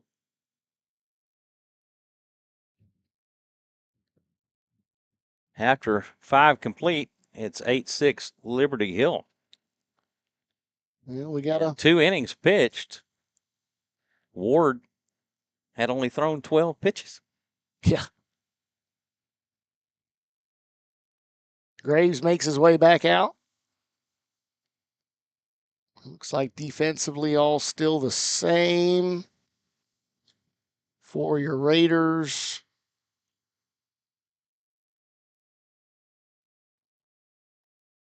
Yep. Thompson, Arribas, and Burry. Due up for Liberty Hill, Andrews, Sharp, and Galletti. That's their 4, 5, and 6. Actually, no, it's 3, 4, 5 hitters. 3, 4, 5 hitters. So the heart of their lineup.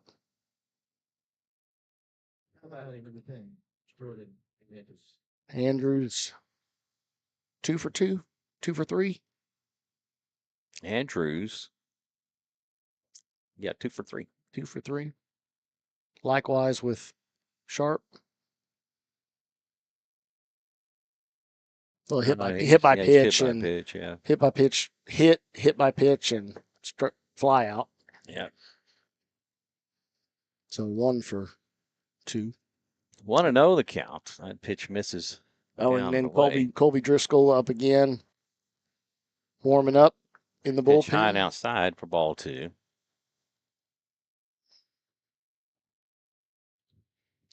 2-0 the count. Graves winds and deals. Pitch low for ball 3.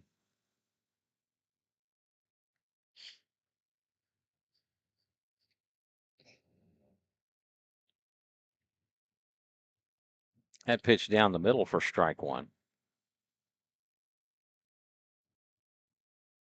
Andrews basically just standing there taking all the way. Pitch outside for ball 4. How about any Republican person start?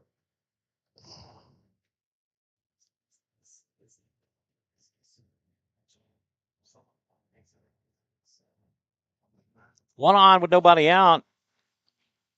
4 sharp.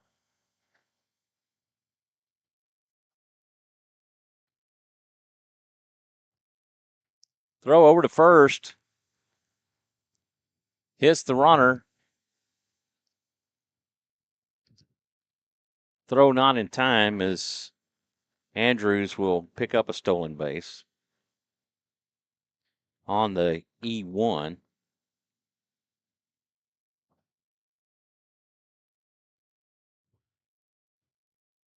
Another error.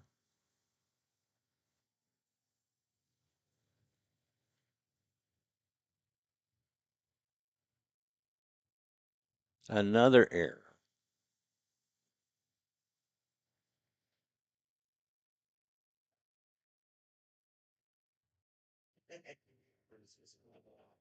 Another error.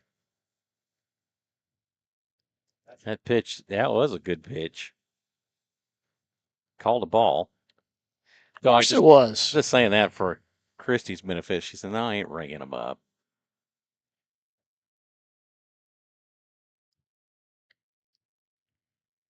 Want to know the count.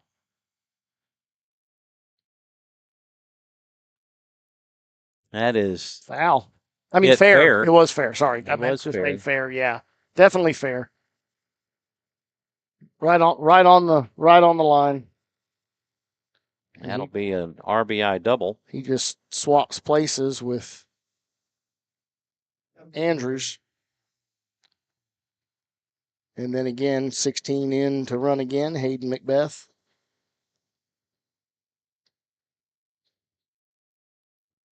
And Coach Crimp's going to call time.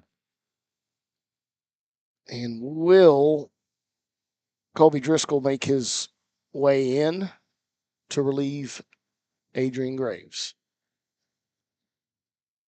No longer warming up, but I don't see him in tow. Yeah. That's going to be it. So Graves should head back out to left field. Burry's out there, so. Yep, and in comes Colby Driscoll. So Burry's coming in. So maybe he's going to change gloves and go back out to left.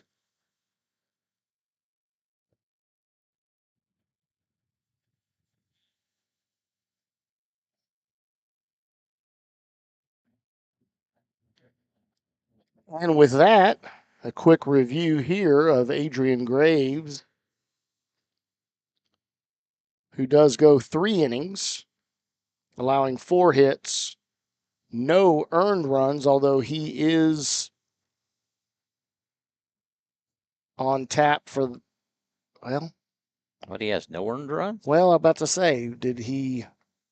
Well, Andrews did reach on an error, so. Yeah, I mean, he had two on an error, and then.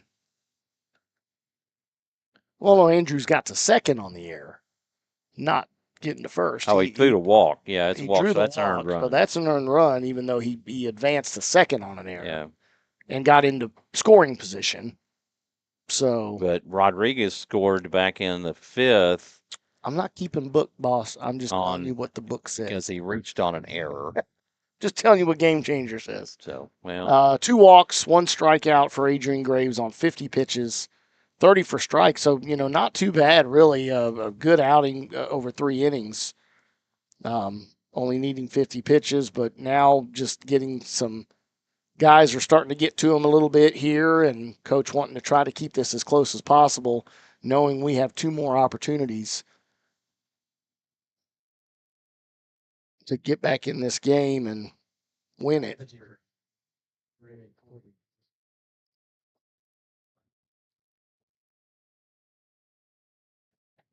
And I know we had asked before, Colby Driscoll related to Coach Driscoll? Yes, okay.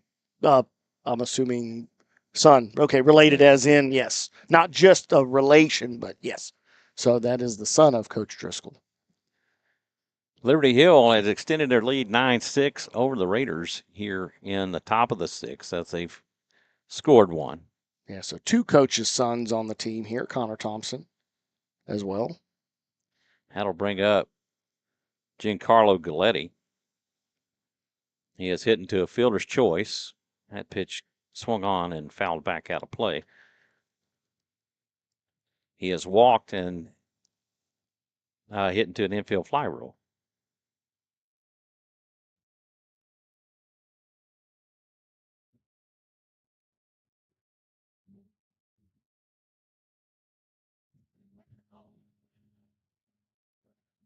The pitch, the outside corner for a strike.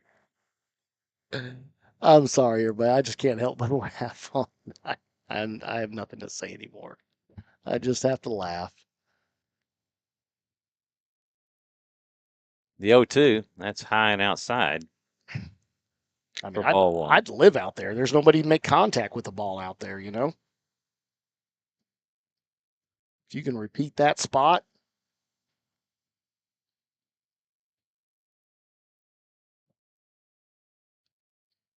Breaking ball high for ball 2.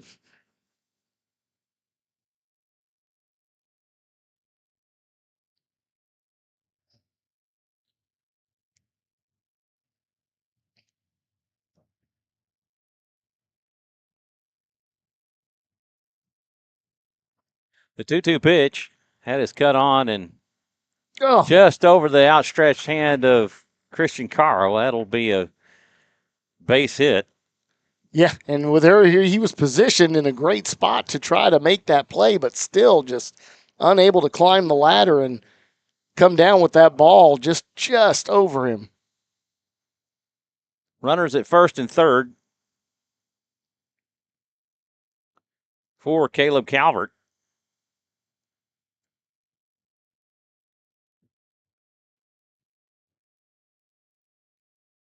Getting Calvert is, Jonathan. No, Calvert good. has struck out. He has walked, and he has grounded to third. I was just going to say he was over there getting a quick little refresher on what they would like to accomplish here from Coach Creek. Swing and a miss on a fastball down the middle for strike 1.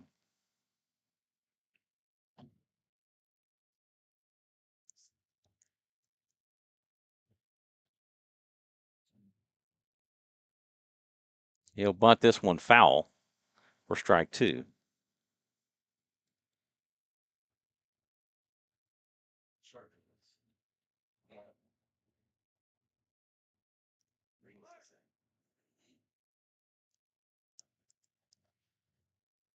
The 0-2 pitch, that's outside for ball 1.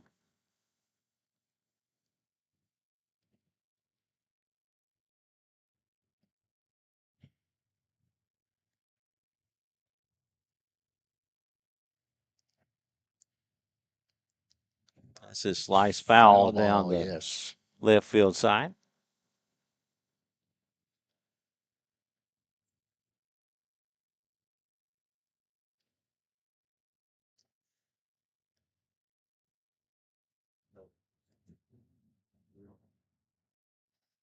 Jackson Richter on deck. The 1-2. This is stroked foul and out of play. Yeah, getting the bat to it, just a little out in front and turning too much on these offerings from Driscoll.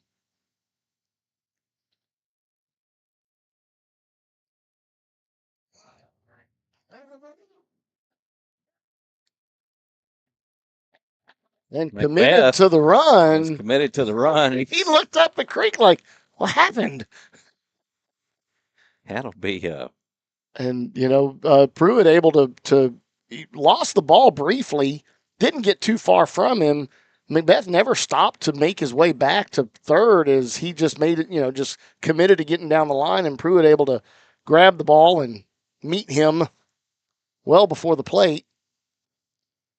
This is hit out to left. The throw in will be cut off. Yep, and Calvert will have base running. a single and he'll advance on the throw-in. Yeah, good base running there. It was a very hard turn around third.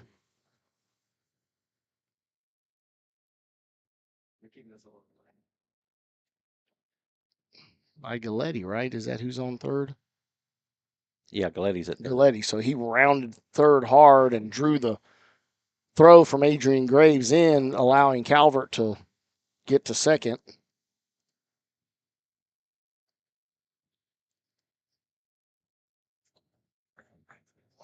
Check swing.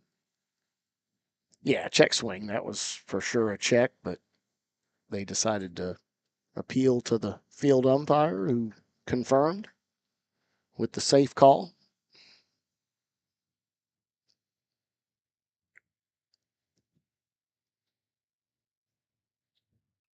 That is chopped on and hit up the middle. That'll be played by Solis. Throw to first in time. That they'll concede the run. But not before one more run in.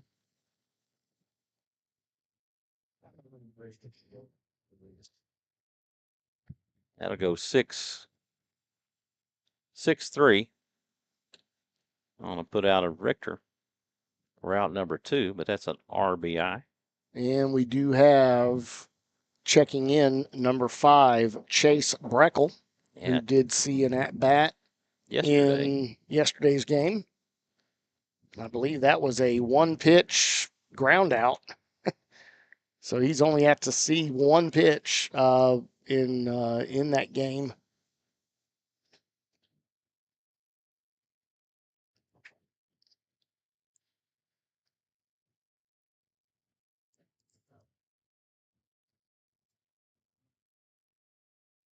Breaking ball high and inside for ball 1.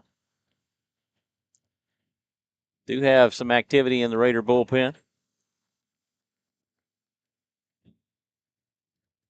It's like that may be Jack Goss. This is hit out to right, and it's going to be over at Rivas' head. And that will be an RBI double.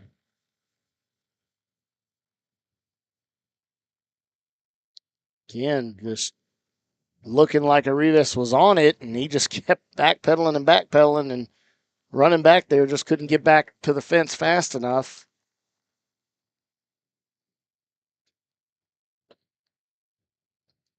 And now again a runner coming Pinch in. runner.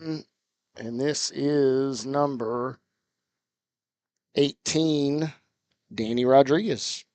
So he's re-entered the game.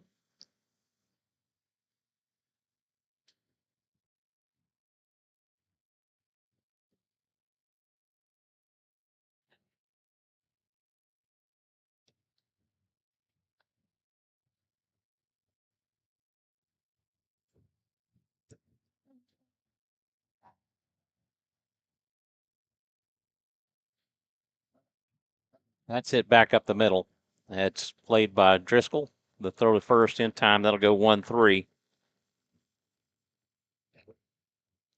to end the Panthers 6, but they get 3 runs on 3 hits. And they leave 1. After 5.5, it's 11-6. Liberty Hill. Yes, sir. And again, five runs now. What was a single or 2 runs. Chasing now up against 5, and obviously Ward returns off of his whopping 12 pitches that he's thrown so far. Well, no, he pitched. He came in. Did he come in He came in back in the 3rd, so I didn't. Oh, I got you. Count his pitch. That was just for 2 innings. That was for the 4th and the 5th. So he is at 26 pitches. So he threw 14 pitches in his first inning. Yep, and 2/3 of an inning.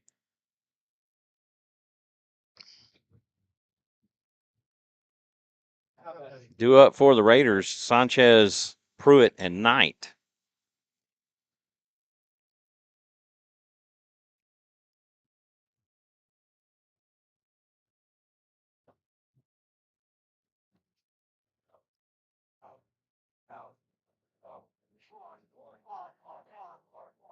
on deck.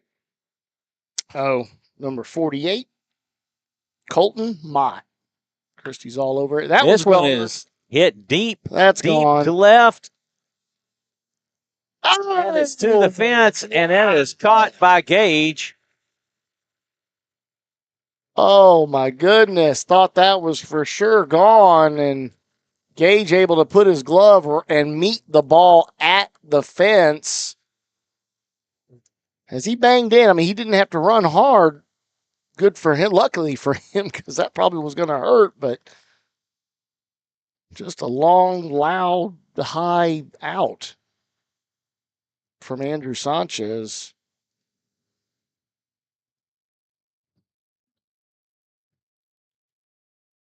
Colton Mott takes for ball one. First time he hasn't called that a strike.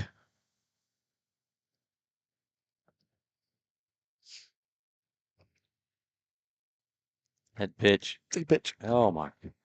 Actually, that was further outside than the first one. Okay.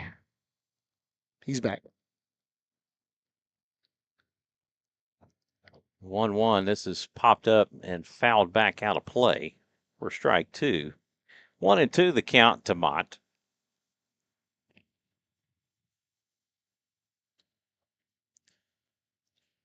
Jake Spates on deck. That pitch outside. Mott living dangerously, Giving any opportunity for him to on that outside pitch. But he wasn't going to maybe be able to make contact. Oh, with I know He it. just swung. There Just we hit go. back up the middle. That'll be a base hit for Mott. Look at him pumping them legs. Little guy. Good job of hitting those, staying with that ball. Yep. And now Spates.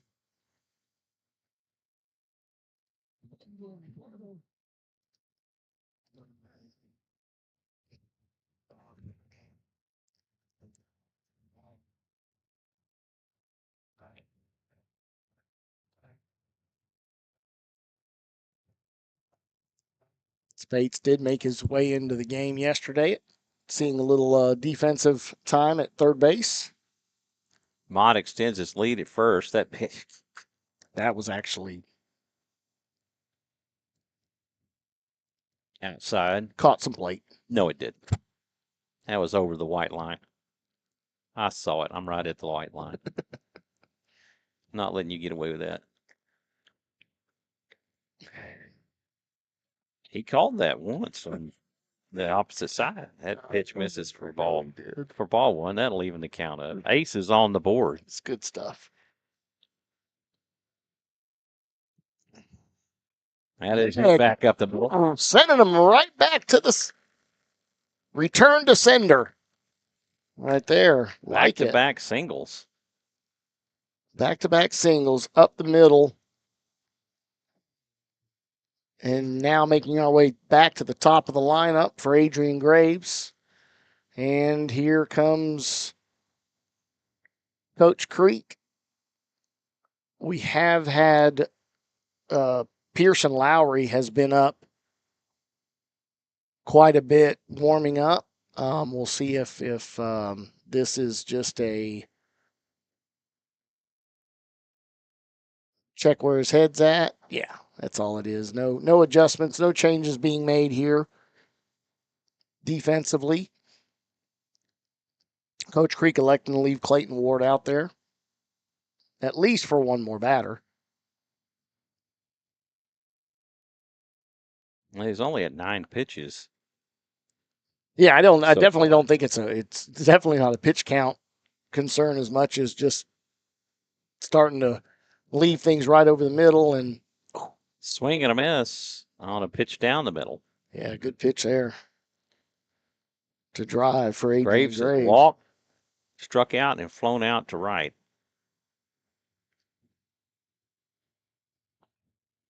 This is hit to second. This could be a double play. Nope. All right. Graves not in time. And he hits into a fielder's choice.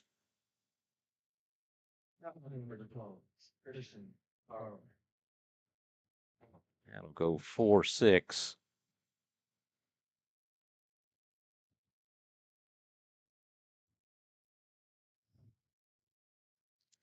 That'll bring up Christian Caro. He's 2 for 3.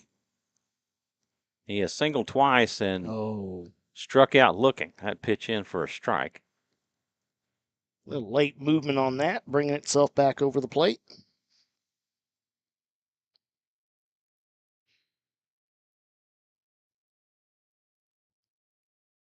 The 0-1, that's inside for ball one.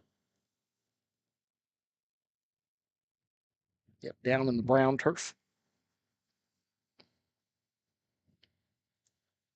Yeah. Three trip aces. This is popped up and playable. Gage in on, and it just falls. Everybody, yeah, because again, this is And that Calvert. will score Mott. Yeah, Calvert looking to give way to Gage coming in from the outfield, and then Gage stopped playing it, thinking that Calvert was going to play it, even though Calvert was peeling off. So just a bad communication between your outfielder and your shortstop, as that ball was just into shallow left field.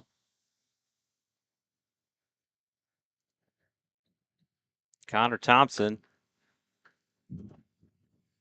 is 1 for 3 with a single, a double, and a fly out to center. And I don't know what happened there, but there was a lot of jeers from the Rouse side on I assume that call. It was called a strike.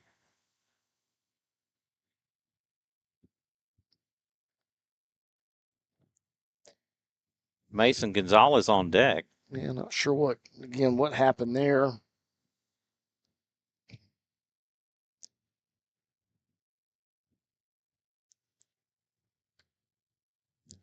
Ward comes set. The pitch. Strike. Gets the outside corner for strike 2.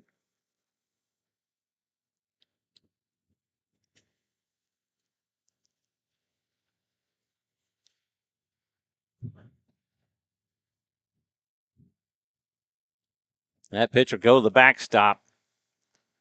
Wild pitch for ball 1.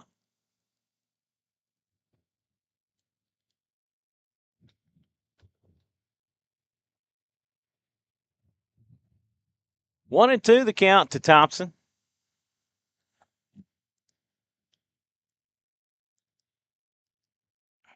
Well, we could use another triple right here. Yeah, we could. And swinging at junk. Drop, third strike. And that will do it. K2-3 to end the Raider 6th. They get 1 run on 3 hits, and they leave 2. After 6 complete, it's 11-7 Liberty Hill. On to the 7th we go. Due up for Liberty Hill in the 7th. Lowry, Basie, and Andrews back to the top of the order. Take me out to the ball. Yay. Driscoll makes his way back out for another inning of work.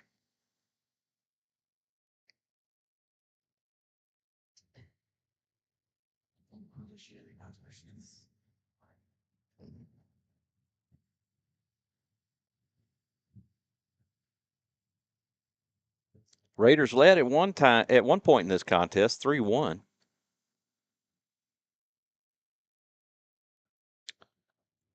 And then ever since the 6th run inning in the 3rd have been trailing. They've been as close as 7-6.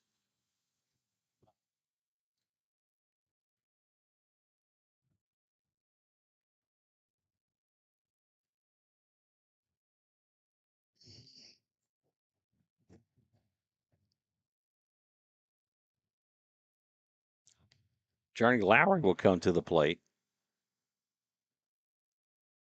He has reached on an error.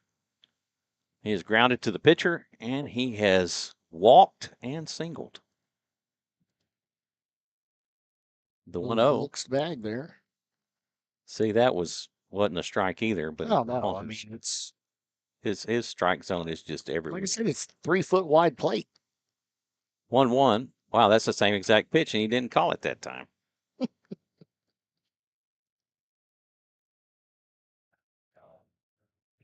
The 2-1. That is cut on and hit foul. There is activity going in the Liberty Hill bullpen with a red glove.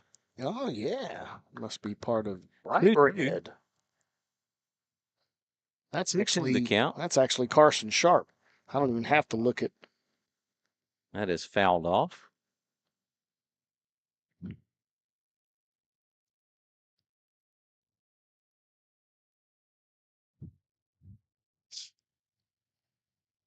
That is a bright red glove. It must be what he uses for his travel squad, maybe. The 2-2. Man, he is just spoiling some really good pitches. Hey, go take that to the concession stand for a Snow cone. bubble gum. Yeah, we don't have snow cones here. Or Used to, you can get that, right? got bubble gum. Bring the balls back to the concession That's stand, what you it can get a was. snow cone. Ours was always bubble gum growing up. No snow cones. Snow cone sounds pretty good, but I am a little chilly right now. That's almost good that this window doesn't work. 2-2. Wow. Yeah, that was way. Again, way outside. You feel for these batters, you really do. I mean, on both sides, we both had it. Frustrating. We both dealt with it. I mean, how are you going to swing at that? You're not ever going to swing at that pitch. I mean, Raiders got to be happy with that, but I mean, goodness gracious, the pitch was well outside. That pitch outside for ball one. Do have activity going in the Raider bullpen. Strike call. Wow.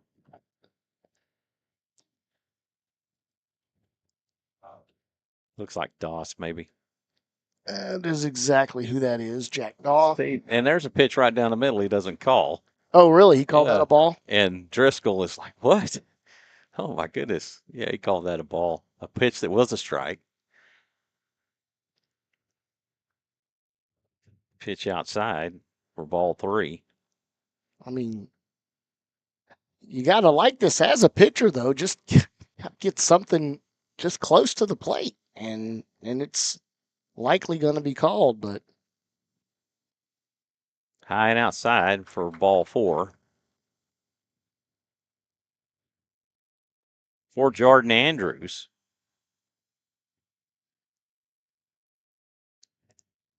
He has walked, singled, doubled, and hit into an infield fly rule.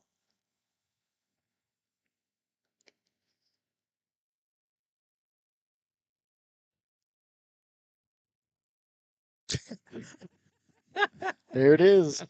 Man, that outside pitch right there gets a strike nearly every time. Not every time, but nearly every time. He shows bunt. He lays this one down. This will be played by Knight. The throw. No, that was not Knight. It's Spates. Spates is in defensively. 4-9. That'll be a base hit for Andrews. Yeah, and Spates is in for Knight. Spates is in for Knights. Runners at first and second.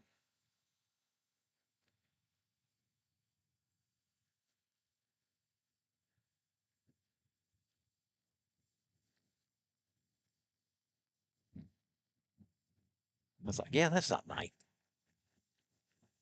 But Gonzalez was well off the bag.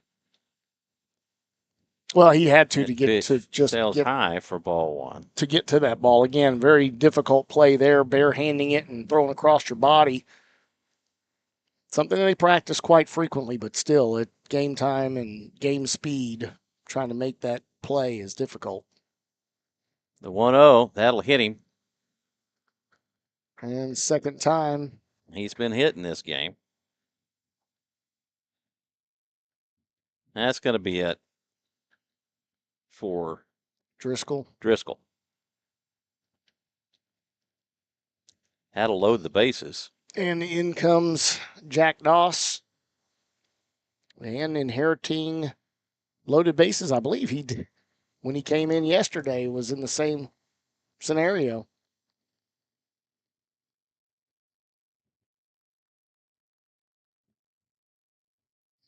And Driscoll does leave us going 1 1/3, allowing 4 hits, 2 runs, both earned, 1 strikeout, 1 walk, and 1 hit batter, which is what saw him exit after hitting Carson.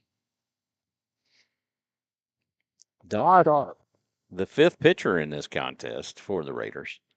And Driscoll does go 33 pitches, 19 for strikes. And again, as you mentioned, Doss being the 5th pitcher. Galletti due up. Bases loaded with 1 out. The Raiders really need a inning-ending double play right here. Well, it's good in any bag. Right. For sure.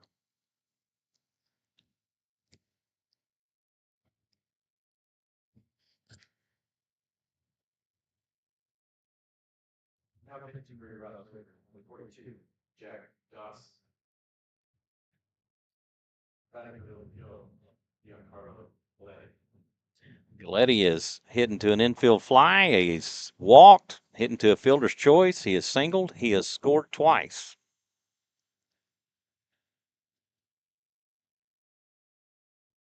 Little mixed bag of stats there.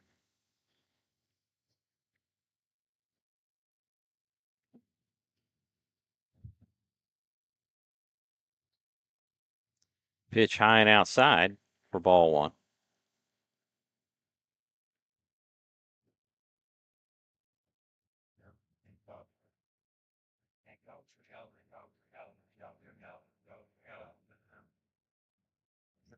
Pitch gets the outside corner for a strike. And that was a legitimate strike. That was legit. Yep. Agreed. Raiders trailing 11-7 here in the top of the 7th. This is fouled back out of play for strike 2.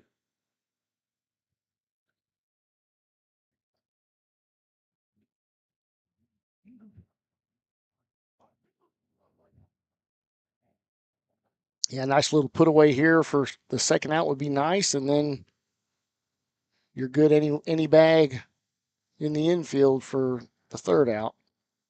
That is fouled and out of play.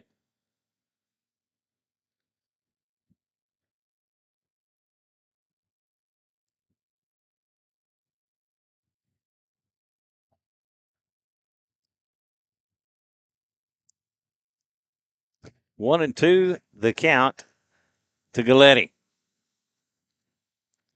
The 1-2 pitch. This is foul and out of play.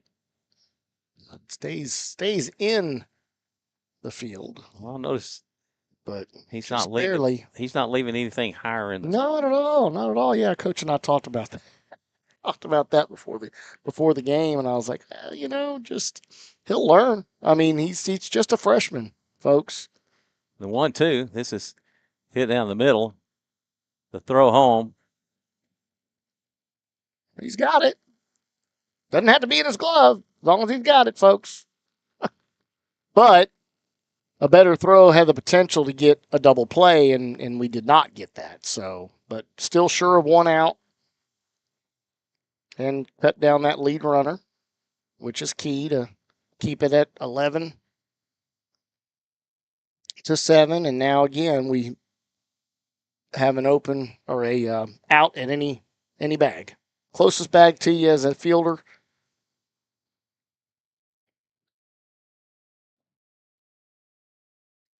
I'll bring up Caleb Calvert.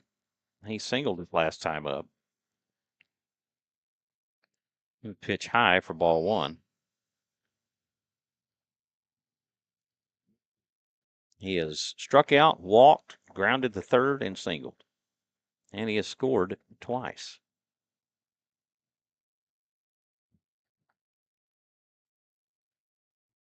I say he better call that Yeah, one. that was a great pitch. I've gotten to where I'm just going to wait on him. Got to wait. Yeah, we do not know. What We do I'm not thinking know. is what I'm thinking I'm seeing is a strike. He doesn't always call. So the 1-1 breaking ball, high and inside for ball 2. Which if he had been on a left-handed batter, he would have called that a strike. But since he's actually over the line, he isn't going to call it that way. The 2-1, that's down the middle for strike 2. Deuce is wild, Yeah, as really, Christie says. really good late movement there from that pitch from Jack Doss. Worked its way back over the plate.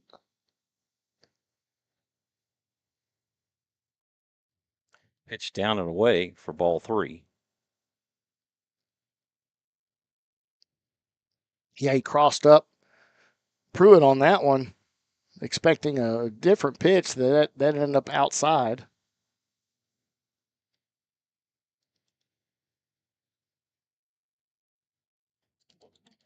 And check swing. Catches him looking. Strike.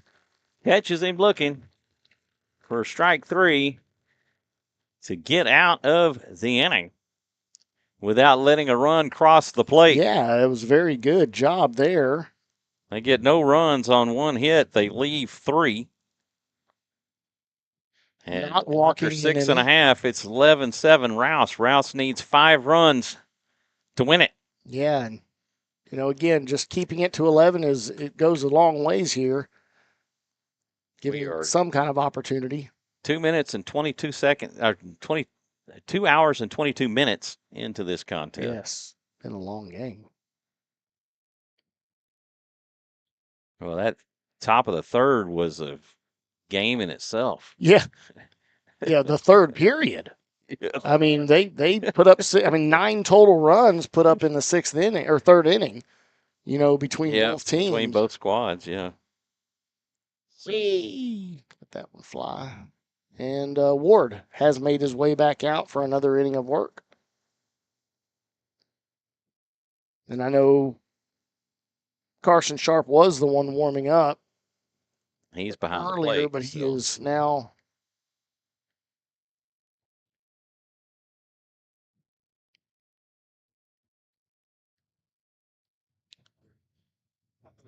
And we'll start us off here with Mason Gonzalez.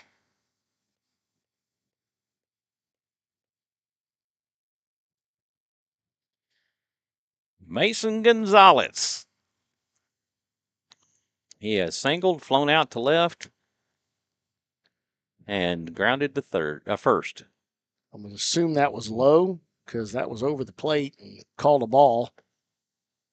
Yeah, that one. That one over the plate and high, but called a strike.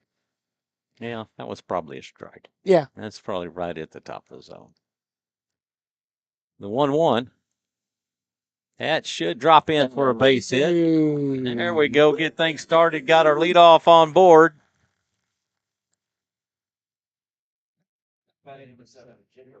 I'll bring up Jacob Solis.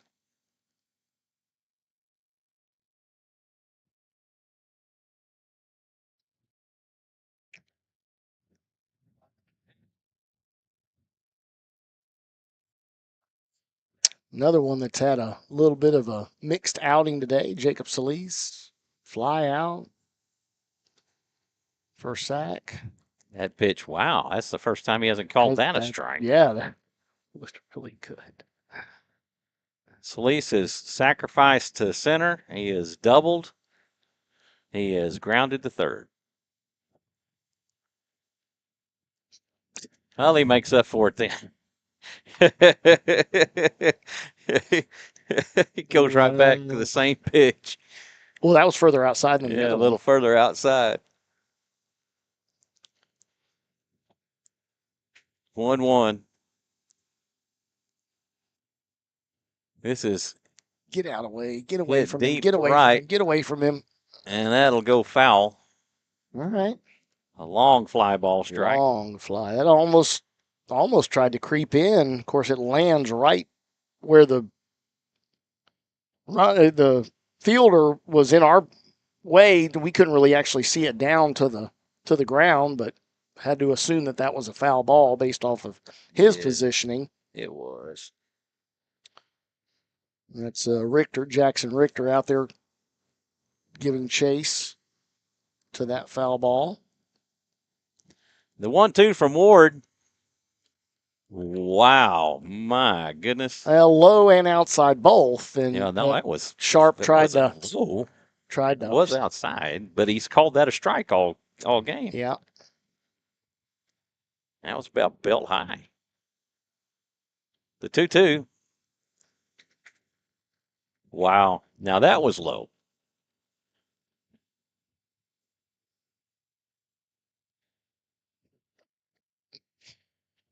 But again, if they've been watching this game, they know this guy is all over the place and cannot put it in his hands. You just can't do that, or you're going to get called out every time.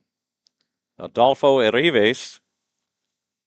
That pitch inside for ball 1. Arrives has struck out. He has walked and he has flown out to left.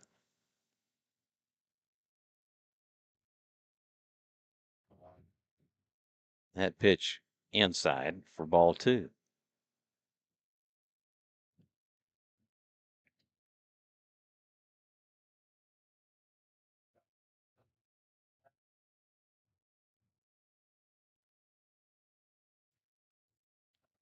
Arrives turns on this and hits it foul and out of play for strike 1.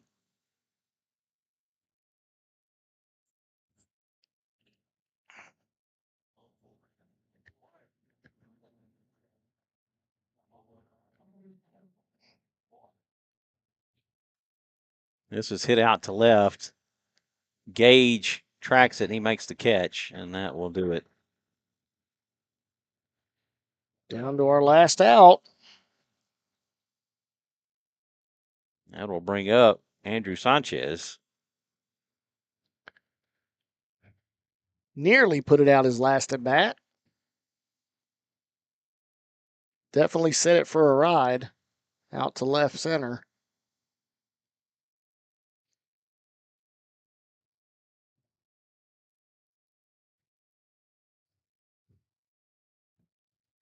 And he sends this one out to left center.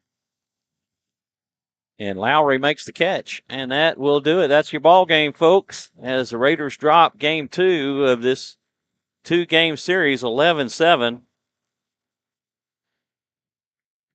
And another disappointing loss. Yeah, and just cannot seem to solve this puzzle with Liberty Hill over the last 2 seasons.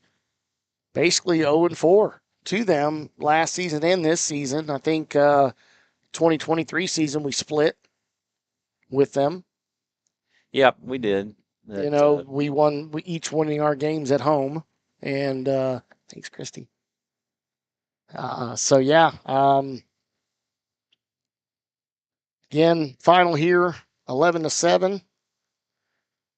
5 total pitchers teaming up, allowing 12 hits, 11 runs, 4 total strikeouts, and 7 walks. 2 hit batters for the pitching staff for your Raiders. On the flip side of that, 2 pitchers combine to allow 11 hits. So again, 12 hits to 11, not big of a difference there. But they had 7 strikeouts and 3 walks in comparison to our 4 strikeouts and 7 walks. So flip numbers there, and that makes a big difference. At least 3 errors for the Raiders. Again, a lot of errors, just as was the case last game. No errors for Liberty Hill, and that's the difference in the game, really. Both games is the errors and the walks. But yeah, it's heartbreaking to say the least. To errors that cost you runs, and unfortunately, you can't string together the hits when they need to be strung together, and you leave people stranded on the base. And Rouse stranded 7. We stranded 7 in the contest, and that's unfortunate that happened that way, for sure. So, Yes, sir. but I think hits were relatively even. 12 to 11. 12 to 11. So Um, just couldn't get them strung together at the right times, and Liberty Hill was able to make things happen there in that third inning that Rouse just could not recover from, and it's unfortunate. But be with us next week. We'll go back to our regular evening game schedules on Tuesday and Friday. Both 7 o'clock game starts, and I'm not sure who we're facing just yet. I can tell you that will I do have be, it on my phone. Oh, yeah, that's exactly where I was going. Was I have it here? We will be facing Hayes. Hayes next week. And we will start home Tuesday and then away on Friday. All right. Well, there we go. We'll be back here on Tuesday. We want to thank everybody for tuning in and watching Rouse Raider Baseball here on SHN Sports. I'm Michael Francis. He's Jonathan Kaspar. Good afternoon and have a great week, everybody. We'll see you next Tuesday. Good night or good afternoon. Later.